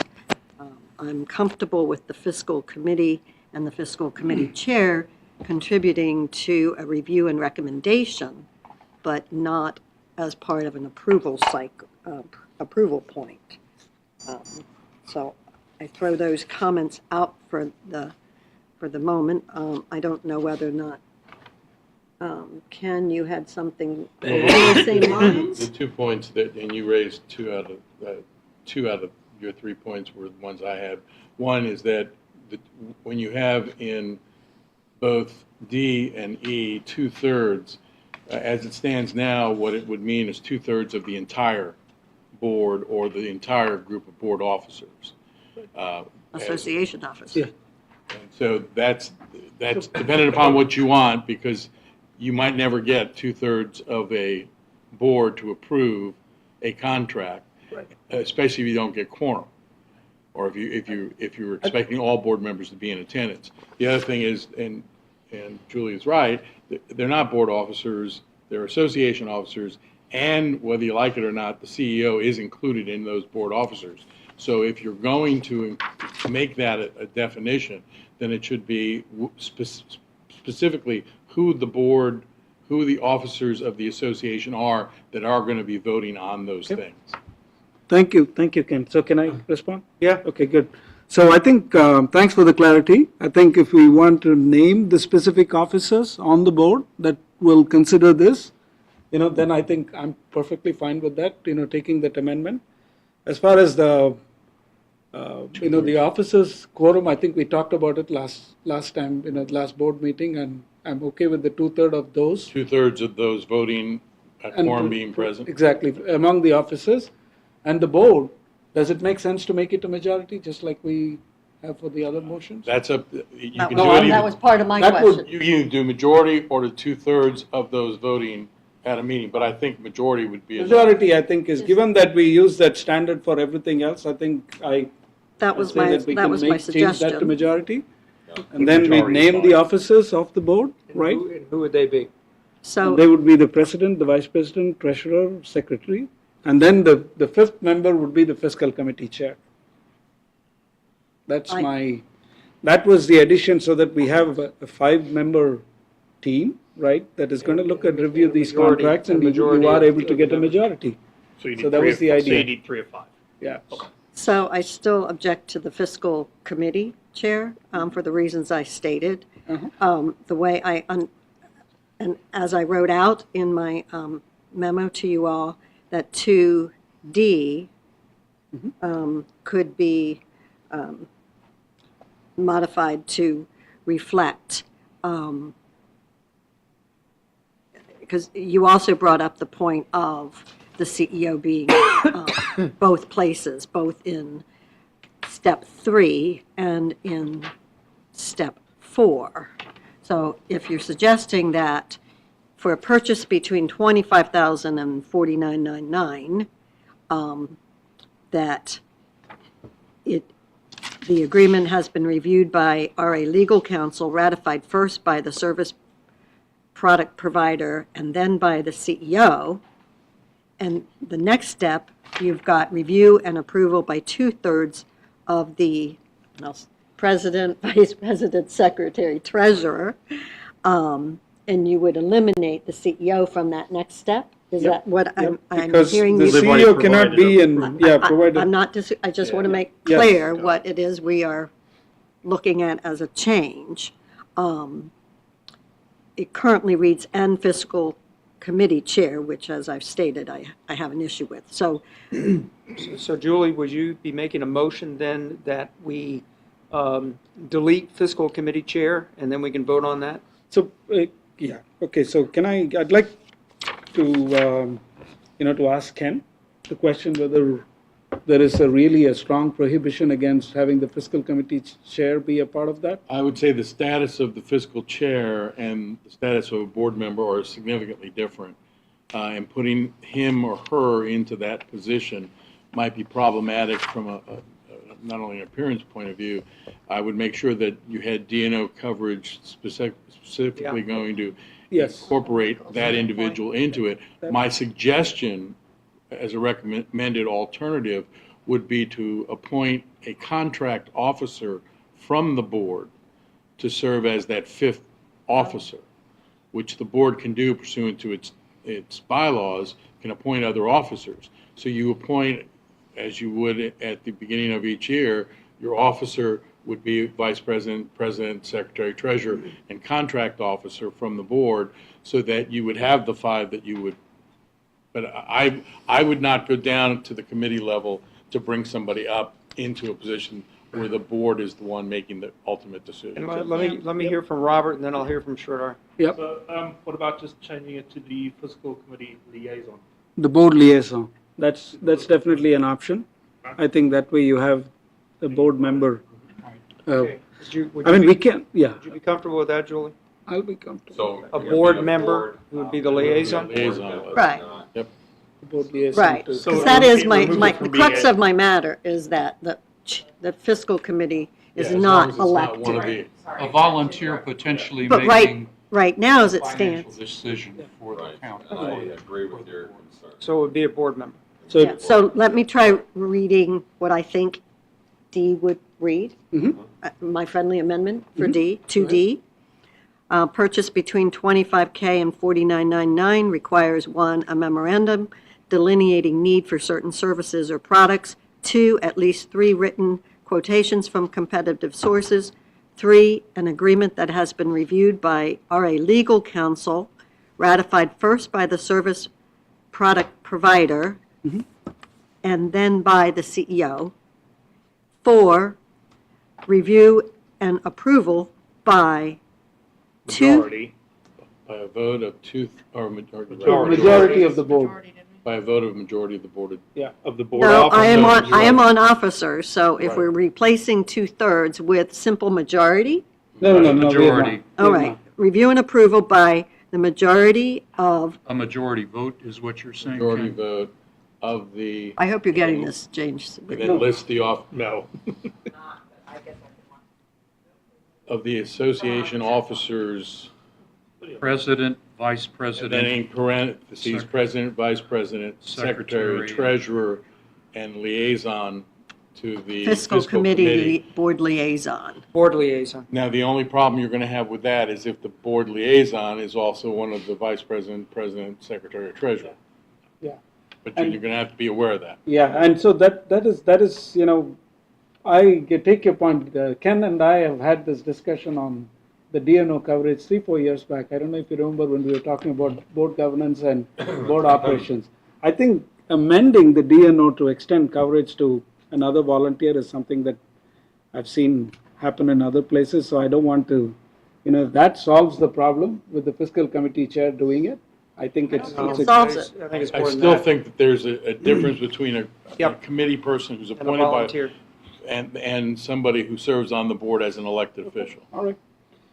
And I think that when we, each year when we do the liaison assignments, having this in mind, we may say that the fiscal committee liaison ought not to be one of those 4. officers. Correct. I think that would make sense not to be. Not Yeah, to be, yeah, yes. yeah, Exactly right. All right, we can, let's. So- I'll Okay take with that, that? I'm okay with that. Can, Change. either, you want to try telling us what number 4 read as? Because that was the piece that got the most Well, I think you started off review and approval by a majority By vote. majority vote of, The board officers, and then parenthetically, name the four, name and 5 with the liaison, right? and the fiscal committee Board liaison. board liaison. Right, and And then that would out take the care of, fiscal committee chair. and that would take care of Okay, is there any D. further discussion? Well, No. If not, all those in favor signify by saying aye. Aye. Opposed, say nay. Are we there? You've got the final one on E as well. 2E. So What? Okay. we use that same exact phrase for E5. Yeah, E, Same fix. Same E4, exact E5. I just added the words, then ratified by CEO. And then 5 would be the same words As But then you've got D4. 6 as well. as we had as in 4. And then is just the 6 directors. is Review and review and approval approval by by the majority. majority. Yes. I think that, let Yep. me- We're let me ready to just, vote on that? let me just Yes. make sure that I didn't have something else there. Yes. No, that's it. Good work, folks. This is All hard those in stuff. favor signify by saying aye. Aye. Opposed, say nay. On the main question, And I think right? we're, Back to the main. back to the main question. Did you have any more comments, Ken? No, those were the main ones. And then I want to make. Okay, okay, all those in favor of the main motion signify by saying aye. As amended. As amended. Signify by saying aye. Aye. Opposed, say nay. And the motion carries unanimously. Thank you, Sherry. Thank you. And I want to, before we Yes. Wait, I have adjourn, something else. okay, one more thing.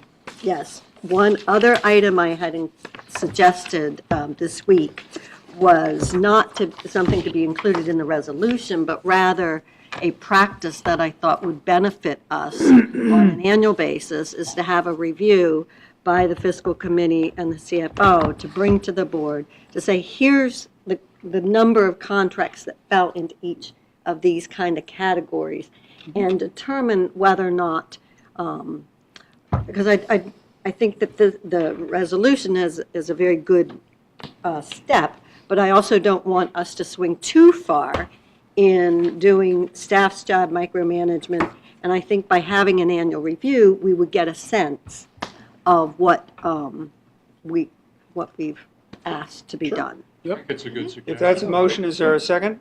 Second. Second. All those in favor signify by saying aye. Aye. Opposed, say nay. And before we depart, Mike Sanyu, this is your last Yes. board meeting, but you do have a special governance committee meeting on Wednesday, so don't forget that. Next So- week, I do. So, John Bowman? I don't want to extend the meeting, but I'd like to put a suggestion on the table. We worked through what I consider two difficult but very important items tonight, the whistleblower and the contract and purchasing resolution. I think Mike Leone should get out a very positive message on those two actions tomorrow before Reston now gets a chance to screw it up. Yep. Can you pass that along, Sabrina? Mike is on vacation. Okay, okay. Excellent, thank you. Okay. So, one more comment on that. Can I review that, please, before it goes out? Because the last one that Fatima put out could have been written, or at least She's could have gonna had mess some it up comments anyway. that could have been better presented. So I'd like to review that. Okay. Because it's a substantive So, As long as- financial. Sabrina, can you The put, announcement should be that the board did this. Yeah. Yeah. I think that the three of us should work. Yeah. And John? I just want to say, I have some awareness, because I've talked with Shredar about this, how much blood, sweat, tears, and time Oh, yeah, went yeah. into this. Excellent. On your part- And thank on your you, part, and thank you, John, for this your is- comments and. This is really, My truly, part. I think it's really a better big. product 3 now. a.m. in the morning. And we got it done. Thank you, We are guys. thrilled to Thank have you. these. Thanks, John. Good. Appreciate it. Yep. All We all did, to I deck. think we did a lot of good work today. Yep. And if board under there the is a spotlight. motion to adjourn, I'd love to hear it. I move Way to to go, guys. adjourn. Way to go. Thanks, Sherry. Thank you. Sherry. God bless you and your mom. Yes. It's been moved and seconded. I think all those in favor of adjourning signify by saying aye. Aye. Opposed, say nay. We are adjourned at 10:13. 10:13. Not bad. Great, thanks. Mike? Thank you, Counselor. Mike's off. Watch some basketball.